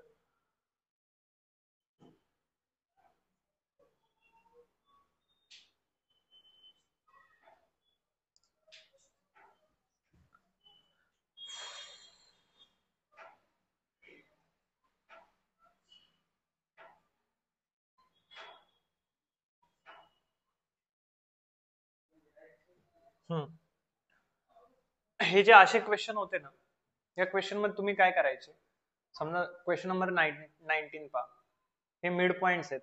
काय मिड पॉइंट्स आहे इथं, काय या क्वेश्चन मध्ये काय बायसेक्टरचं इक्वेशन काढायचं, किंवा या क्वेश्चन मध्ये काय आहे vertices of a triangle and find the coordinates of incentre, इनसेंटरचे कोऑर्डिनेट्स काढायचे. त्यावेळी तुम्ही काय करत होता, ओएबी असा ट्रायंगल कन्सिडर करत होता. 20वा क्वेश्चन पहा, ओएबी. ठीक आहे, आणि तुम्हाला ह्या तिघांचे कोऑर्डिनेट्स माहित होते आणि तुम्हाला इनसेंटरचे कोऑर्डिनेट्स काढायचे होते. इनसेंटर म्हणजे काय, अँगल बायसेक्टरने बनवलेला पॉइंट किंवा अँगल बायसेक्टरचा पॉइंट ऑफ कॉन्करन्स. मग तुम्ही हा अँगल कन्सिडर करत होते, तुम्ही हे डिस्टन्स काढत होते बाय डिस्टन्स फॉर्म्युला, हे डिस्टन्स काढत होते बाय डिस्टन्स फॉर्म्युला तुम्हाला. मग त्याच्यानंतर काय करायचं, हा जो आहे हा y बनेल, हा x बनेल, आणि त्याच्यावरून तुम्ही ह्याचा स्लोप काढाल. ठीक आहे, AB चा स्लोप. स्लोप काढायची इथं काहीच गरज नाहीये, इथं डायरेक्ट तुम्ही कोणता फॉर्म्युला वापराल, दिस अपॉन दिस, आणि सेक्शन फॉर्म्युला वापराल इथं डायरेक्टली. सेक्शन फॉर्म्युला वापरून तुम्हाला ह्याचे कोऑर्डिनेट्स मिळतील. समजा ह्या पॉइंटला आपण P म्हणू. आता ह्याचे जर कोऑर्डिनेट्स मिळाले तर ओपी लाईन जी आहे तिचं इक्वेशन मिळेल. त्याच्यानंतर आता पुन्हा हाच कार्यक्रम इकडे करायचा. ठीक आहे ना, कळतंय मी काय सांगतोय ते. पहिल्यांदा आपण एक ट्रायंगल कन्सिडर केला, इन सेंटरचे कोऑर्डिनेट्स काढणं पण इतकं सोपं नाहीये, आणि ते कोऑर्डिनेट तुम्ही chapter number 4 of part 2 of 10th म्हणजे जॉमेट्री कन्स्ट्रक्शन वगैरे वापरून करावं लागायचं ते. पहा, ओएबी हा असा ट्रायंगल आहे, आणि मी काय म्हणतोय तुम्हाला इनसेंटरचे कोऑर्डिनेट्स काढायचे. मग तुम्ही तिथं काय करत होते, इनसेंटर जो आहे तुमचा तो काय असतो, अँगल बायसेक्टरचा पॉइंट ऑफ इंटरसेक्शन. तर दोन अँगल बायसेक्टर कन्सिडर करा असं मी म्हणतोय. दोन अँगल बायसेक्टर, एक ओपी आणि दुसरा AR. मला सांगा, ओबीचं जे डिस्टन्स आहे आणि ओएचं जे डिस्टन्स आहे, समजा हे आता डायरेक्टली पण तुम्ही सांगू शकता 08 आणि 86, म्हणजे ओबी काय येईल, ओबी 8 युनिट्स येईल आणि ओए काय येईल 6 युनिट्स. का बरं, डिस्टन्स फॉर्म्युला वापरलाय. मग हे पी जर काढायचं असेल किंवा पी पॉइंटचे कोऑर्डिनेट्स काढायचे असतील तर ए चे कोऑर्डिनेट्स माहितीये, बी चे कोऑर्डिनेट्स माहितीये, आणि कोणत्या रेशिओ मध्ये हा डिवाइड करतोय पॉइंट पी, 6:8 हे पण माहितीये. पी चे कोऑर्डिनेट्स मिळतील का, सेक्शन फॉर्म्युला वरून. ओ चे कोऑर्डिनेट्स माहितीये का, दोन पॉइंट्स माहितीये तुम्हाला, तर तुम्ही त्या लाईन सेगमेंटचं किंवा त्या लाईनचं इक्वेशन काढाल का, म्हणजे ओपी ह्या लाईनचं इक्वेशन मिळेल. सेम कार्यक्रम ह्याच्यासाठी करायचा, म्हणजे तुम्हाला ह्या लाईन सेगमेंटचं आणि ह्या लाईन सेगमेंटचं काय मिळालं, इक्वेशन. दोन लाईन्सच्या इक्वेशनला सायमल्टेनियसली सॉल्व्ह करा, एक्स आणि वाय च्या व्हॅल्यूज मिळतील, and that is nothing but the coordinates of our in centre. कळतंय का, असं सॉल्व्ह करत होते तुम्ही. ऑर्थो सेंटर काढायचं असेल सेम तसंच, सर्कम सेंटर काढायचं असेल तिथं परपेंडिक्युलर बायसेक्टरची मदत घ्यायला लागायची. मग स्लोप वगैरे वापरून इक्वेशन्स बनवून आपण काहीतरी करून कोऑर्डिनेट्स काढायचो. पण 3D मध्ये काय, 3D मध्ये सिंपल आहे. इथं काय करायचंय, म्हणजे मी तुम्हाला कोरिलेट करतोय 2D आणि 3D ला, कोरिलेट करण्याचा ट्राय करतोय. इथं एम चे फुट ऑफ परपेंडिक्युलर काढायचे. तुम्हाला काय करायचंय, एम चे फुट ऑफ परपेंडिक्युलर काढायचे, सॉरी एम चे कोऑर्डिनेट्स काढायचे, फुट ऑफ परपेंडिक्युलर नाही, एम चे कोऑर्डिनेट्स काढायचे. एम फुट ऑफ परपेंडिक्युलर आहे आणि एम चे कोऑर्डिनेट्स काढायचे. एम चे जर कोऑर्डिनेट्स काढायचे तर तुम्हाला काय करावं लागेल माहितीये, पहिली गोष्ट म्हणजे तुम्हाला हा रेशिओ माहित असला पाहिजे. बरं ते जरी नाही माहित ना, तर एम चे कोऑर्डिनेट्स आपण XYZ कन्सिडर करूयात सध्या, आणि आपल्याला माहिती आहे की AM is perpendicular to BC, तर मग डॉट प्रोडक्ट काय आला पाहिजे, 0 आला पाहिजे. ठीक आहे ना, डॉट प्रोडक्ट काय आला पाहिजे, 0 आला पाहिजे. मग आपल्याला ते XYZ मिळतील का आपण पाहू. AM बार काय येईल, x-4i plus y-3j plus z-2k. ही आपण हे लॉजिक वापरून पाहतोय की AM आणि बीसी हे एकमेकांना परपेंडिक्युलर आहेत, तर आपण डॉट प्रोडक्टच्या मदतीने काही करू शकतो का? आता बीसी बार आपण काढूयात. बीसी बार काय येईल? C bar minus B bar, that is 2i cap plus J cap plus 2k cap. दोघांचा जो काही डॉट प्रोडक्ट आहे तो काय आला पाहिजे? 0 बार आला पाहिजे, सॉरी 0 आला पाहिजे. am bar dot with bc बार 0 आला पाहिजे का? Because given that m is a foot of perpendicular. बरं, मग इथून तुम्हाला काय मिळेल? x मायनस 4 इंटू 2 म्हणजे 2 into x minus 4 plus 1 into y minus 3 plus 2 into. बरं, आता हे लॉजिक हे मुद्दाम केलंय मी. हे असं लॉजिक आपण वापरतोय ना, पण इथं काय मिळतंय आपल्याला? We are getting linear equation in 3 variable. तर ह्याचं कायच करणार आहे आपल्याला? एक्स वाय झेड एक इक्वेशन आहे आणि 3 व्हेरिएबल आहे. कसं सॉल्व्ह करू शकतो रे आपण? मग आता आपल्याला दुसरा विचार करावा लागेल. मग दुसरा थॉट आपण काय द्यायचं ठरवलं? अरे डॉट प्रोडक्ट तर काही मदत करत नाही. मग आता ना आपण अजून थोडा विचार करू. ठीक आहे, आपण असं कन्सिडर करू की हा जो एम आहे हा k:1 रेशो मध्ये डिवाइड करतोय इंटरनली. असं कन्सिडर करूयात आपण. कळतंय का तुम्हाला? समजतंय का? k:1 रेशो मध्ये डिवाइड करतोय. आता मग आपण पर्टिक्युलर वेने k ची व्हॅल्यू काढू आणि मग प्रोसीड करू. मला सांगा m चे कोऑर्डिनेट्स तुम्ही सांगू शकाल का? By section formula. पहा 3D साठी सेक्शन फॉर्म्युला कसा बनतो? समजा तुमच्याकडं 2 पॉइंट्स आहेत ए आणि बी आणि कुठलाही पॉइंट आर. वेक्टर मध्ये मी जात नाही, 3D बद्दल बोलतोय मी. 3 dimensional geometry, 3 dimensional Cartesian geometry बद्दल बोलतोय मी. ए चे जर कोऑर्डिनेट्स x1 y1 z1 असतील, बी चे कोऑर्डिनेट्स x2 y2 z2 असेल आणि आर पॉइंट हा m:n मध्ये डिवाइड करतोय इंटरनली, तर आर पॉइंटचे जे काही कोऑर्डिनेट्स आहेत से एक्स वाय झेड ते कशाचे इक्वल येतील? ते इक्वल येतील mx2 plus nx1 divided by m plus n, comma my2 plus ny1 divided by m plus n. आणि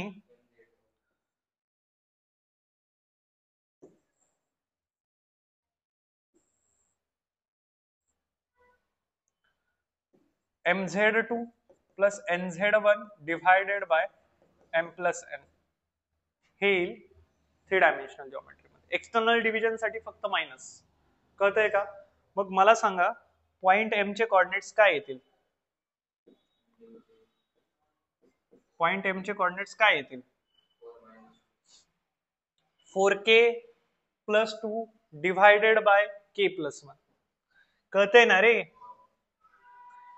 4k plus 2 divided by k plus 1. ठीक आहे. आता 5k plus 4 divided by k plus 1. 5k plus 4 divided by k plus 1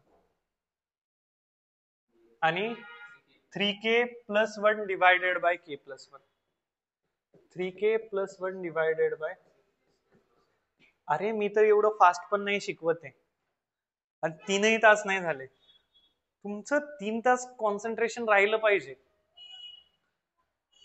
एक टाइमला जर बसले ना 3 तास कॉन्सन्ट्रेशन राहिलंच पाहिजे. असं लगेच गुंगी येणं हे असं झालंच नाही पाहिजे. आता एम चे फुट ऑफ परपेंडिक्युलर मिळाले का तुम्हाला? आता मला सांगा कॅन यू फाइंड. मी तुम्हाला असं म्हणतच नाही की वेक्टर वगैरे काही वापरा. कळतंय का? मी तुम्हाला काही म्हणतच नाही. ही मेथड तर चुकीची आहे का? कारण कायच करणारे अ इक्वेशन इन 3 व्हेरिएबल. 3 इक्वेशन मिळाले असते तर ठीक आहे. आता मी म्हणतोय आता एम चे कोऑर्डिनेट्स आपण त्याला कन्सिडर करूयात आणि तुम्ही मला एम ह्या लाईन सेगमेंटचे डायरेक्शन कोसाइन सांगू शकता, डायरेक्शन रेशिओ सांगू शकता का? मला आधी डायरेक्शन रेशिओज ऑफ बीसी सांगा. DRS of BC. बीसी चे डीआरएस सांगा. बीसी चे डीआरएस काय? 4 - 2. कळतंय का तुम्हाला? बीसी चे डीआरएस 4 - 2, 5 - 1, 3 - 1. म्हणजे काय? 2 1 and 2. 2 1 2.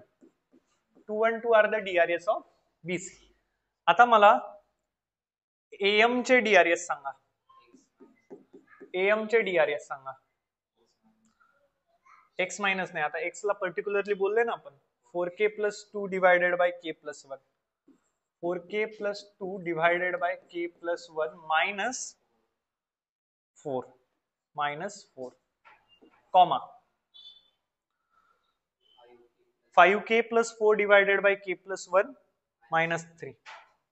5k plus 4 divided by k plus 1 minus 3 and 3k plus 1 divided by k plus 1 minus 2. 3k plus 1 divided by k plus 1 minus 2. ह्याला थोडंसं व्यवस्थित करून घेऊयात. व्यवस्थित म्हणजे काय, क्रॉस मल्टिप्लिकेशन करून घेऊयात. तर मग हे काय बनेल, 4k plus 2 minus 4k plus minus 4k minus 4 divided by k plus 1. इथं काय येईल, 5k plus 4 minus 3k minus 3 divided by k plus 1. आणि इथं काय येईल, 3k plus 1 minus 2k minus 2 divided by k plus 1. कळते? आता 4k ला 4k कॅन्सल होऊन जाईल. इथं काय राहील, -2 अपॉन k plus 1. ठीक आहे ना. इथं 2k plus 1 divided by k plus 1. आणि इथे काय राहील, k minus 1 divided by k plus 1. These are what? DRS of AM. Direction ratios of AM. आता मी म्हणतोय BC कडे पहा आणि AM कडे पहा. Given that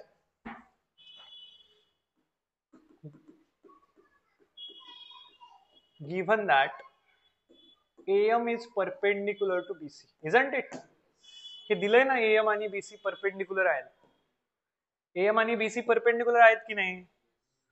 मग मला सांगा, if the vectors are perpendicular or if the line segments are perpendicular or if the lines are perpendicular, what is the relation between their DRS? Corresponding product and addition. Start of the lecture. A1 A2 plus B1 B2 plus C1 C2 is equals to 0. इथं काय येईल, 2 into -2 upon k plus 1 plus 1 into 2k plus 1 divided by k plus 1 plus 2 into k minus 1 divided by k plus 1 is equals to 0. k plus 1 k plus 1 k plus 1 सगळ्यांचा denominator 0 शी multiply होईल. मग हा काय, -4 plus 2k plus 1 plus 2k minus 2 is equals to 0. 2k plus 2k 4k minus 6 plus 1 is -5 is equals to 0. K is equals to 5 by 4. Putting k is equals to 5 by 4. Putting k is equals to 5 by 4.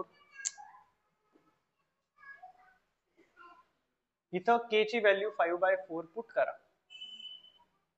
k ची value काय put करा, 5 by 4.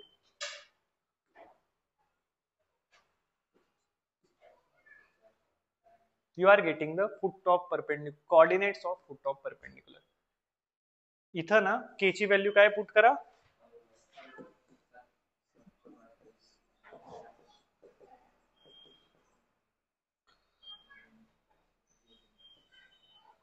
ठीक आहे ना, किंवा इथंच म्हणा, हे जे काय आहे m चे कोऑर्डिनेट जे काय आहे तिथं तुम्ही k ची व्हॅल्यू 5 by 4 जर पुट केलं तर k into 5 by 4 plus 2 by 5 by 4 plus 1 comma 5 into 5 by 4 plus 4 divided by 5 by 4 plus 1 and 3 into 5 by 4 plus 1 divided by 5 by 4 plus 1. Okay, LCM घ्या, 4 ला 4 जाईल, m चे कोऑर्डिनेट्स येतील 20 plus 8 28 divided by 9. Here 25 plus 8 33 divided by 9 and here 15 plus 4 19, 19 by 9. So these are the coordinates of foot top perpendicular drawn from point A. 41 येते का तिथं? 4 चौक 16 ना, direct आपण हा 16.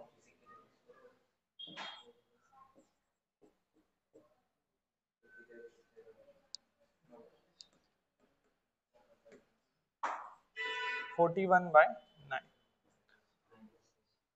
ठीक है,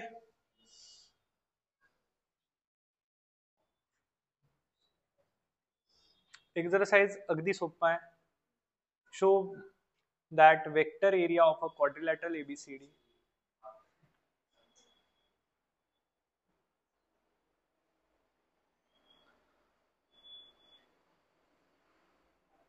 पुन्हा हेच, एक इक्वेशन मधून एखादी व्हॅल्यू दुसऱ्या इक्वेशन मध्ये टाकून पहा, मिळून जाईल आन्सर. स्केलर ट्रिपल प्रोडक्ट वरचे क्वेश्चन अगदी इझी आहे, ते मला सांगायची गरज नाहीये, फक्त डिटर्मिनंट सॉल्व करायचे तुम्हाला. स्केलर ट्रिपल प्रोडक्ट इझिली होऊन जाईल आणि एक्सरसाइज आणि चॅप्टर फिनिश. एकदम इझी आहे. तुम्हाला जर इथपर्यंतच्या सगळ्या गोष्टी कळाल्यात ना, तर त्याच्यामध्ये काहीच अवघड नाही. एक 10 मिनिटाचा एक क्वेश्चन आहे, तेवढा सॉल्व करू, कारण आपण 8:15 स्टार्ट केलंय, 11:15लाच ते स्टॉप झालं पाहिजे. हा, be time bounded. Time is very very important thing. टाइमच्या 1 मिनिट पण कमी नाही, जास्त झालं तर चालेल, कमी. हा, क्वेश्चनच चुकीचा क्रॉप होता नाही का, ए बी आणि सी. बरं, ह्या दोन गोष्टी दिलेल्या आहेत. काय कोड थोडा इकडं हे करू आपण.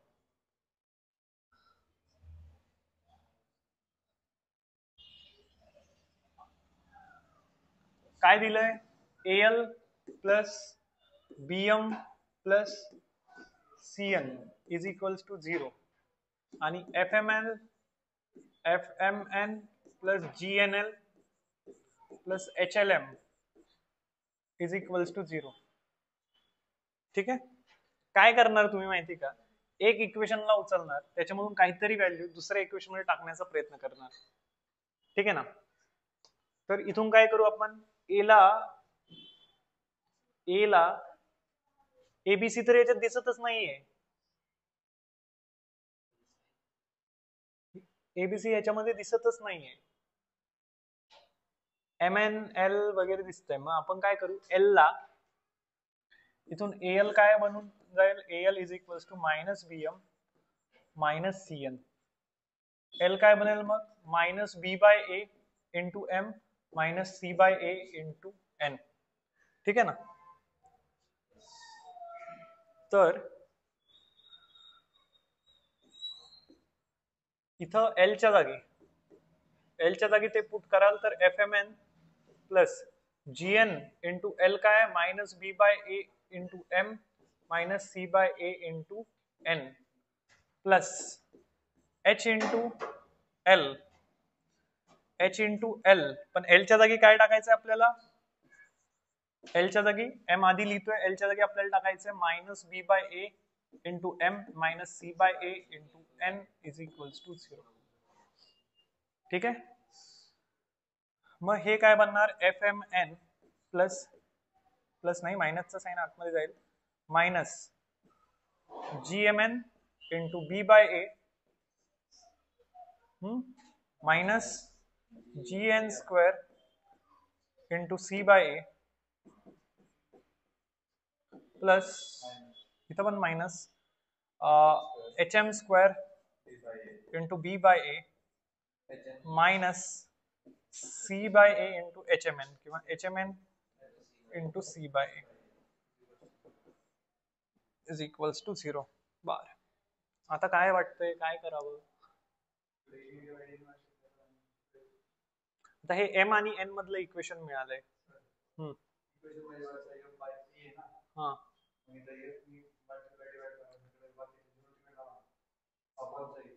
एक काम करू आपण, एम एन ने आपण डिवाइड करून पाहू आधी काय होतंय. ए ए ए सगळ्यांचा कॅन्सल करायचा. हा, ते तर करायच लागणार आहे.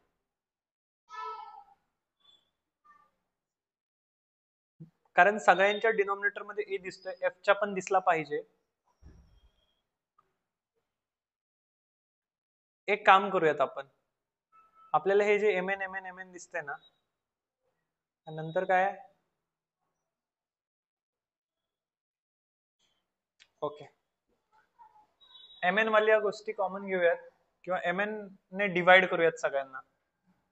एम एन ने जर डिवाइड केलं तर f minus g into b by a minus g by M into C by a. M N ने डिवाइड केलंय ना, एक एन राहील, जी एन अपॉन एम, हा, minus h m by n into b by a minus h into C by A is equals to 0. बर, आता बी by ए आणि C by ए वाल्या गोष्टी आपल्याला दिसत आहेत. आता काय करू शकतो आपण,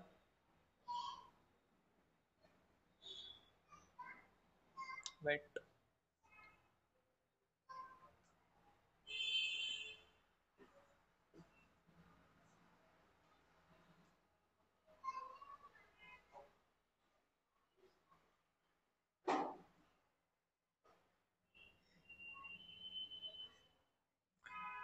हा क्वेश्चन मी ना एक 6 महिन्यांपूर्वी सॉल्व्ह केला होता आणि तुम्हाला माहिती, मी आमच्या कॉलेजच्या बोर्डवर सॉल्व्ह केला होता. असंच मला प्रॅक्टिस करायचं म्हणून, थोडंसं चॅलेंजिंग आहे. तिथे काहीतरी पॅटर्न ऑब्झर्व करायचा आहे, शेवटी जाऊन आपल्याला डिवाइडच करायचं आहे.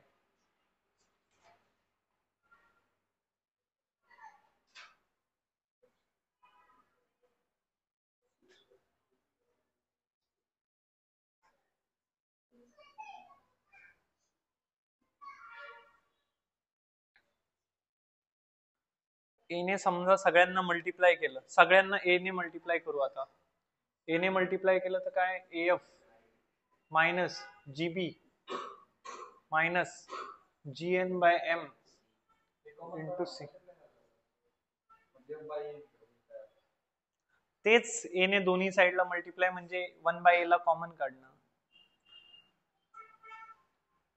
आणि एला कॉमन जरी काढलं तरी एफ वर येईल ना. ओके, 2 मिनिट, मला ना एक अप्रोच वर नजर द्यायला लागेल. याचं काय अप्रोच बघू बरं. क्वेश्चन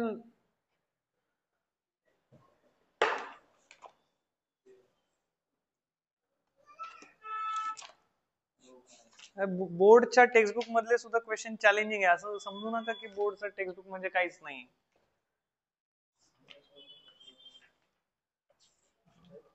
कितवा आहे हा एक्सरसाइज,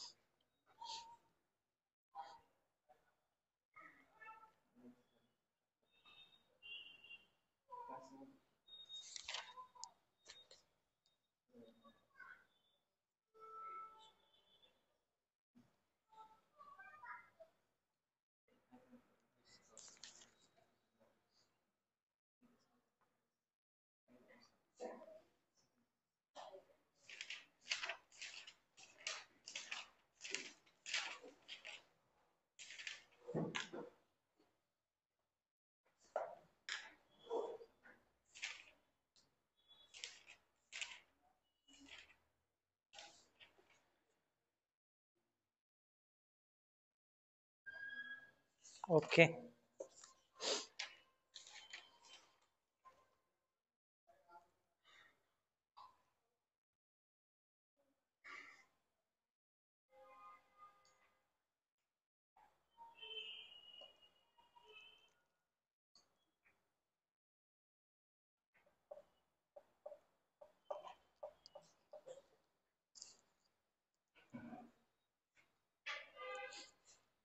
हे जे L is equals to minus B by A into M आणि minus C by A into N जे काढलं ना,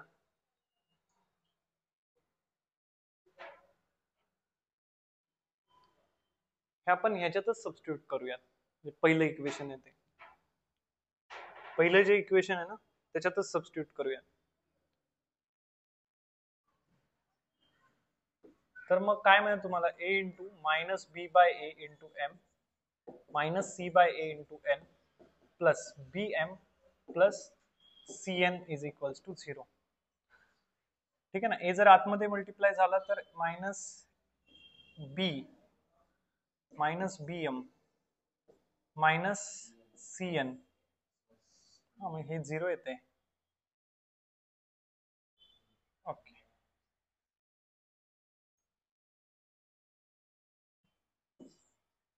थोडासा चॅलेंजिंग क्वेश्चन आहे हा. ठीक आहे, ह्याच्यामध्ये जर पुट केला आपण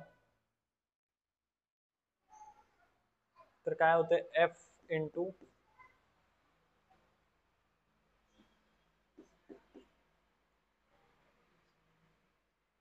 M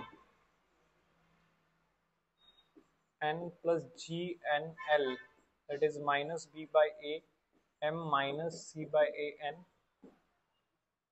plus h into l h into m into minus b by a m minus c by a n, that is equals to 0. बरं ठीक आहे, असं जर केलं तर मग सगळ्यांच्या डिनॉमिनेटर मध्ये a दिसतोय, a ने मल्टिप्लाय करून टाका, तर मग हे असं बनेल A F M plus gn in bracket minus bm minus cn plus hm in bracket minus bm minus c,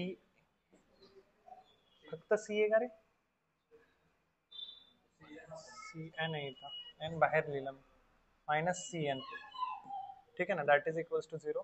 तर मायनसचा cn that is equals to 0. मग इथं जे बनलंय ना that is A F M N plus G N किंवा minus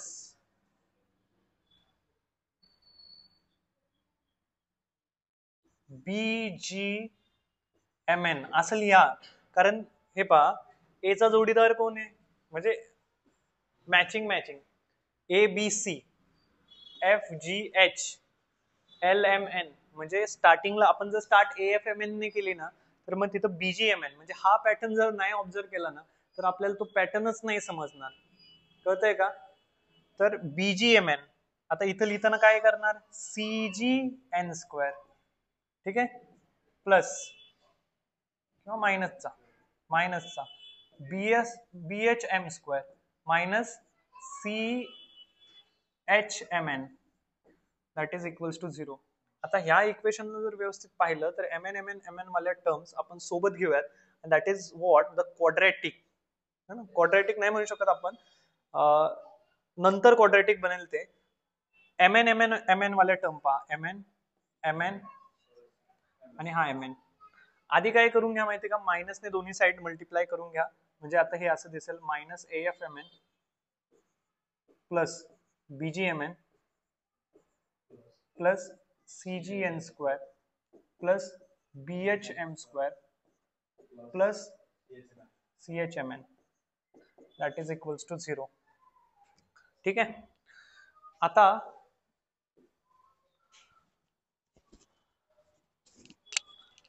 काय करा तुम्ही,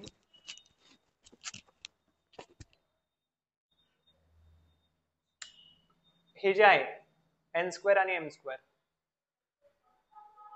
त्याच्याकडे व्यवस्थित पहा, सी जी एन स्क्वेअर किंवा b H m square plus bg c h आणि minus A f, bg plus C h minus A F M n, त्यांना कॉमन घेतलं ना एम एन ला, mn ला कॉमन घेतोय आपण, आणि प्लसचा काय करा cgn square that is equals to 0. आता ह्याला सगळ्याला जर mn ने डिवाइड केलं आपण, कशाने mn ने डिवाइड केलं, तर m स्क्वेअर ला m स्क्वेअर जाईल, m बाय n राहील, n बाय m राहील, आणि इथला m बाय n जाईल. ठीक आहे, जर mn ने डिवाइड जर केलं तर इथं m बाय n राहील, इथं n बाय m राहील. ठीक आहे, जर आपण m स्क्वेअर ने डिवाइड केलं, ओके, m स्क्वेअर ने किंवा n स्क्वेअर ने डिवाइड करू, डिवाइड बाय n स्क्वेअर, तर मग ते क्वाड्रॅटिक बनवता येईल आपल्याला. आपल्याला थॉट काय द्यायचं माहिती का, we have to convert this into the quadratic. असे आयसीएससी ला क्वेश्चन असतात, 10th ला असतात असे question ICSC. Divide by n square that is bh into m by n, bh into m by n the whole square plus, आणि हा जो thought आहे ना, हे जे थॉट्स मला नाही माहित तू कुठपर्यंत गेलाय, जे ऍडव्हान्सला असे थॉट्स लागतात. ठीक आहे, काही काही खूप लेंदी क्वेश्चन जे येतात ना, त्याच्यामध्ये जे ऍडव्हान्सला असे थॉट्स लागतात. इंटू m बाय n ला n स्क्वेअर ने डिवाइड केलं तर n स्क्वेअर ला एक n जाईल, तर इथे m बाय n राहील, अँड प्लस n स्क्वेअर ने डिवाइड केलं तर इथं फक्त cg राहील. आणि आता तुम्हाला हे क्वाड्रॅटिक दिसतंय का, this is quadratic in m by n, कारण तुमचा b आणि h हे सगळे कॉन्स्टंट आहेत, सगळे कॉन्स्टंट आहे की नाही. So this is quadratic equation in m by n. Quadratic equation in m by n असेल तर m1 बाय n1 आणि m2 by n2 R the roots, बरोबर ना. तर हे त्याचे रूट्स असतील, कळतंय का. मग हे जर क्वाड्रॅटिकचे रूट्स असतील तर मला सांगा प्रोडक्ट ऑफ द रूट काय येईल. मी सम ऑफ द रूट्स नाही विचारत आहे, मी प्रोडक्ट ऑफ द रूट विचारतो. Product of the root this by this, ax square plus bx plus c ज्यावेळी क्वाड्रॅटिक असतं त्यावेळी तुमचा product of the roots c by a म्हणजे cg बाय bh, बरोबर का. म्हणजे इथून तुम्ही काय लिहू शकता, ह्याच गोष्टीला तुम्ही असं लिहू शकता का रे, m1 by n1 divided by n2 by m1, किंवा ह्याला असं लिहू शकता का,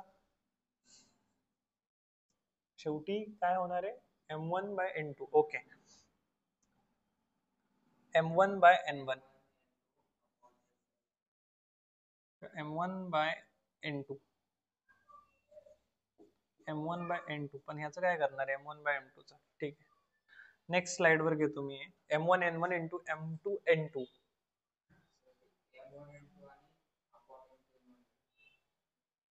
n2 बाय m1.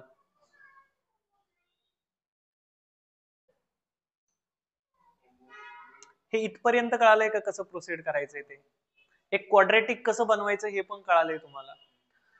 आता ही जी काही गोष्ट आली ना, दिस इज व्हेरी व्हेरी लॉजिकल, आणि पॅटर्न ऑब्झर्व करायचा, कारण हा जर क्वेश्चन डीप सॉल्व्ह करायला गेलं तर 1 तास लागेल. प्रत्येक गोष्ट तुम्हाला फक्त एक वाक्य इथं वापरायचे, similarly. If you are not using that word similarly then you have to do the same work for next 2. कळतंय. म्हणजे तुम्हाला इथून काय मिळतंय, m1 by n1 into m2 by n2 is equals to what, cg by bh, cg by bh. पण मी काय करत असतो माहिती का, जेव्हा जेव्हा प्रूव्ह करत असतो ना, तेव्हा तेव्हा कुठं पाहत असतो, काय प्रूव्ह करायचंय तिकडं पाहत असतो.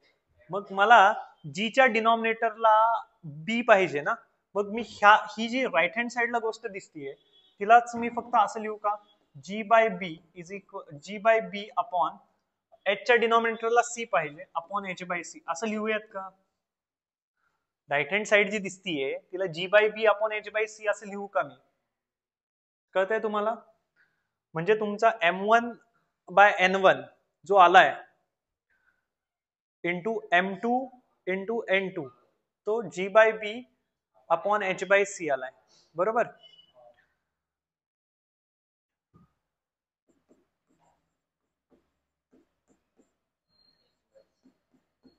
मग सिमिलरली तुमचा L1/N1 इंटू L2/N2 कशाच्या इक्वल आला असेल? तुमच्याकडे हे असं आहे, ABC FGH आणि काय LMN M1/N1 divided M1 upon N1 into M2 upon N2 G/B upon H/C च्या इक्वल आलाय. तर L1/N1 कशाच्या इक्वल येईल? F/A, ठीक आहे ना, F/A डिवायडेड बाय H/C. पण आपल्याला A/F वाली टर्म पाहिजे, तर मी ह्यालाच आता असं लिहिल N1/L1 into N2/L2 is equals to A/F upon C/H, ठीक आहे ना. आणि सिमिलरली M1/N1, आता MN झालं, LN झालं, L आणि M, L1/M1 into L2/M2 is equals to, हा पॅटर्न ऑब्झर्व करायचा, अदरवाइज खूप टाइम लागेल, इज इक्वल्स टू F/A, ठीक आहे ना, F/A डिवायडेड बाय G/B.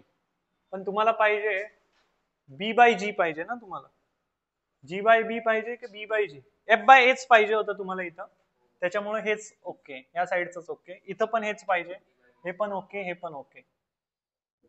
आता मी काय म्हणतो माहितीये का, हे तिन्ही पण काय आहेत, LMN, L1 M1 N1 L2 M2 N2, हे काय आहे बरं? हे तुमचे दोन वेक्टरचे डायरेक्शन कोसाइन्स आहेत, ठीक आहे. हे दोन वेक्टरचे डायरेक्शन कोसाइन्स आहेत.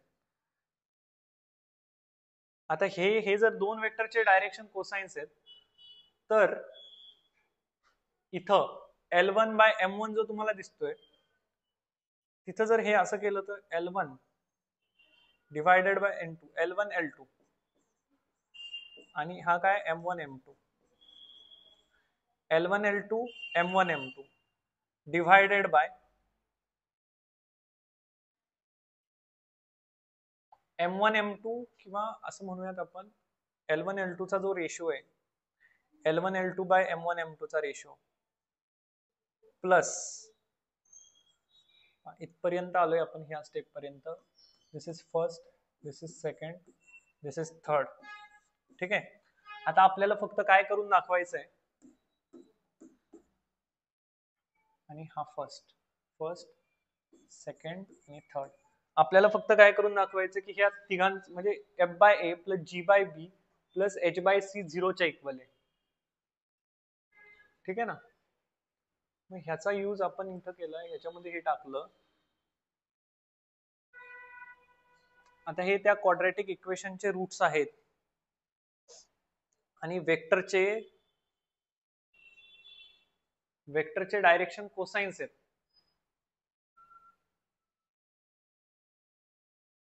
या स्टेप पर्यंत आलोय.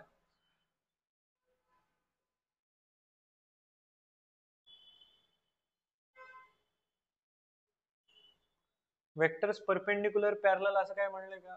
नाही, रिलेशन दिलंय फक्त. हा, परपेंडिक्युलर दिलंय ना, वेक्टर्स आर परपेंडिक्युलर.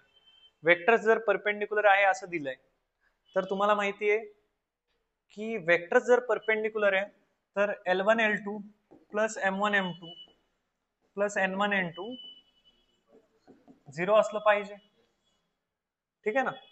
हे 0 असलं पाहिजे. तर L1 L2 divided by M1 M2 आपल्याला माहिती आहे, त्याला जर आपण L1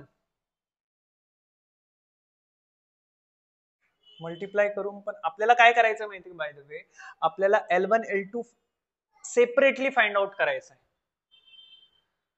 L1 L2 separately find out करायचं आहे. इथं काय L1 L2 divided by M1 M2 आहे, अशा गोष्टी येत्या.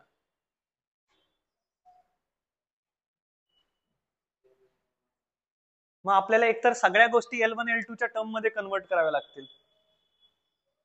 फर्स्ट इक्वेशन वरून किंवा ह्या दोन गोष्टी पहा. ह्या इक्वेशन वरून आपण असं म्हणू शकतो का की G by B L1 L2 is equals to किंवा G by B upon F by A L1 L2 is equals to M1 M2. कळतंय? आणि इथून या इक्वेशन वरून तुम्ही काय म्हणू शकाल, N1 N2 is equals to H by C divided by G by B into M1 M2.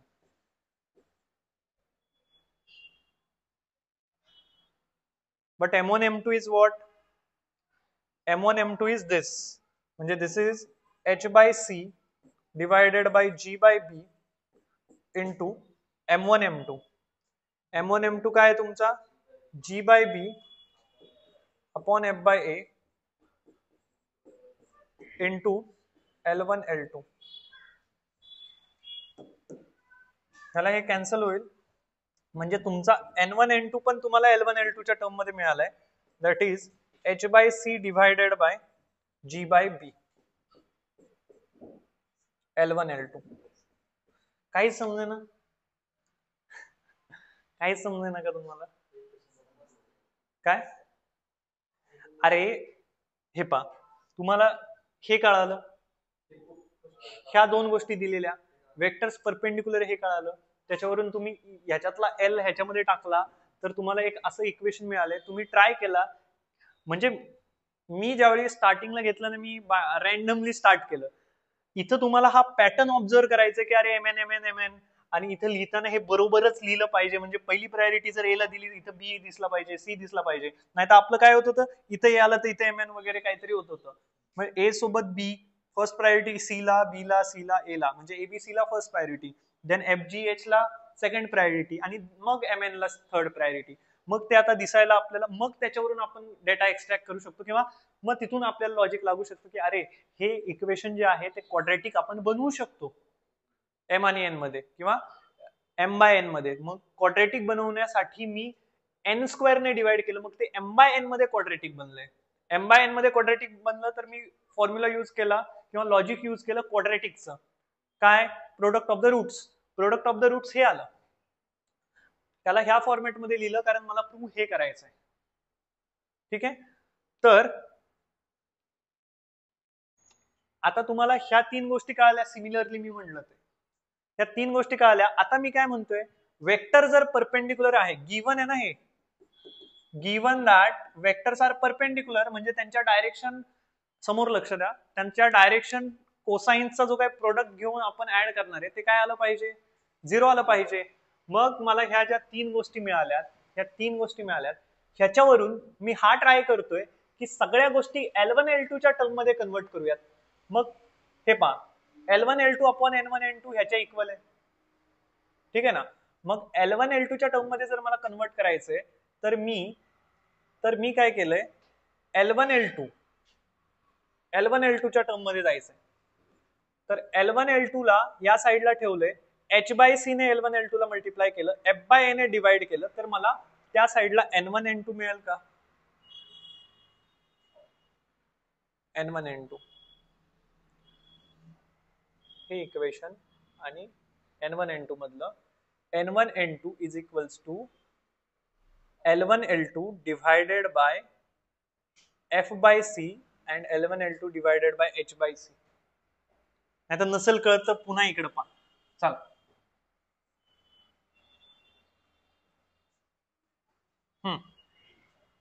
पहिलं इक्वेशन पहा. ह्या तीन गोष्टी कळाल्यात. मी काय करतोय, सगळ्या गोष्टी एकाच L1 L2 च्या टर्म मध्ये कन्वर्ट करा, किंवा M1 M2 च्या टर्म मध्ये कन्वर्ट करा, किंवा N1 N2 च्या टर्म मध्ये कन्वर्ट करा. तर मी विचार केला की L1 L2 च्या टर्म मध्ये कन्वर्ट करूयात. मग मी ह्या इक्वेशन मधून असं म्हणू शकतो का की L1 L2 ह्या साईडला आहे तसाच, त्याच्याशी मी मल्टिप्लाय केला H बाय C, त्याला डिवाइड केलं f बाय a ने, आणि हा जो n1 n2 आहे तो तिकडे शिफ्ट केला. म्हणजे n1 n2 तुम्ही l1 l2 मध्ये कन्वर्ट करू शकले का in term of l1 l2? आता मला कशाला कन्वर्ट करायचंय l1 l2 मध्ये? m1 m2 ला. मग मला सांगा m1 m2 तिकडे जाईल, m1 m2 तिकडे जाईल, ठीक आहे ना. That is equals to g by b divided by f by a into l1 l2. आणि आता मला सांगा, तुम्हाला हे माहिती का? माहिती आहे ना, दोन वेक्टर परपेंडिक्युलर आहे. मग m1 m2 च्या जागी काय टाका तुम्ही? g by b divided by f by a into l1 l2 plus n1 n2 च्या जागी काय टाका? h by c divided by f by a n1 n2 that is equals to 0. n1 n2 आहे का l1 l2? Sorry, l1 l2 f bye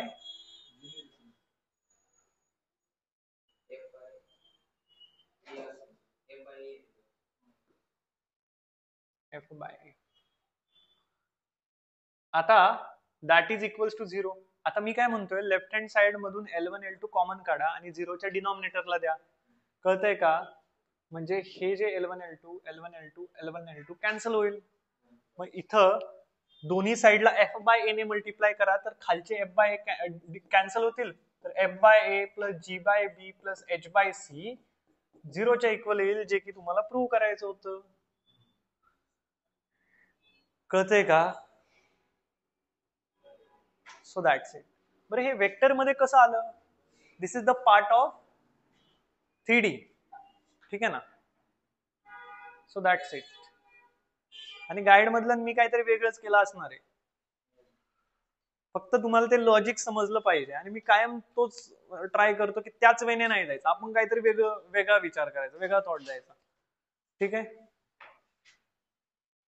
फक्त logic तुम्हाला समजलं पाहिजे करायचंय काय. So that's it.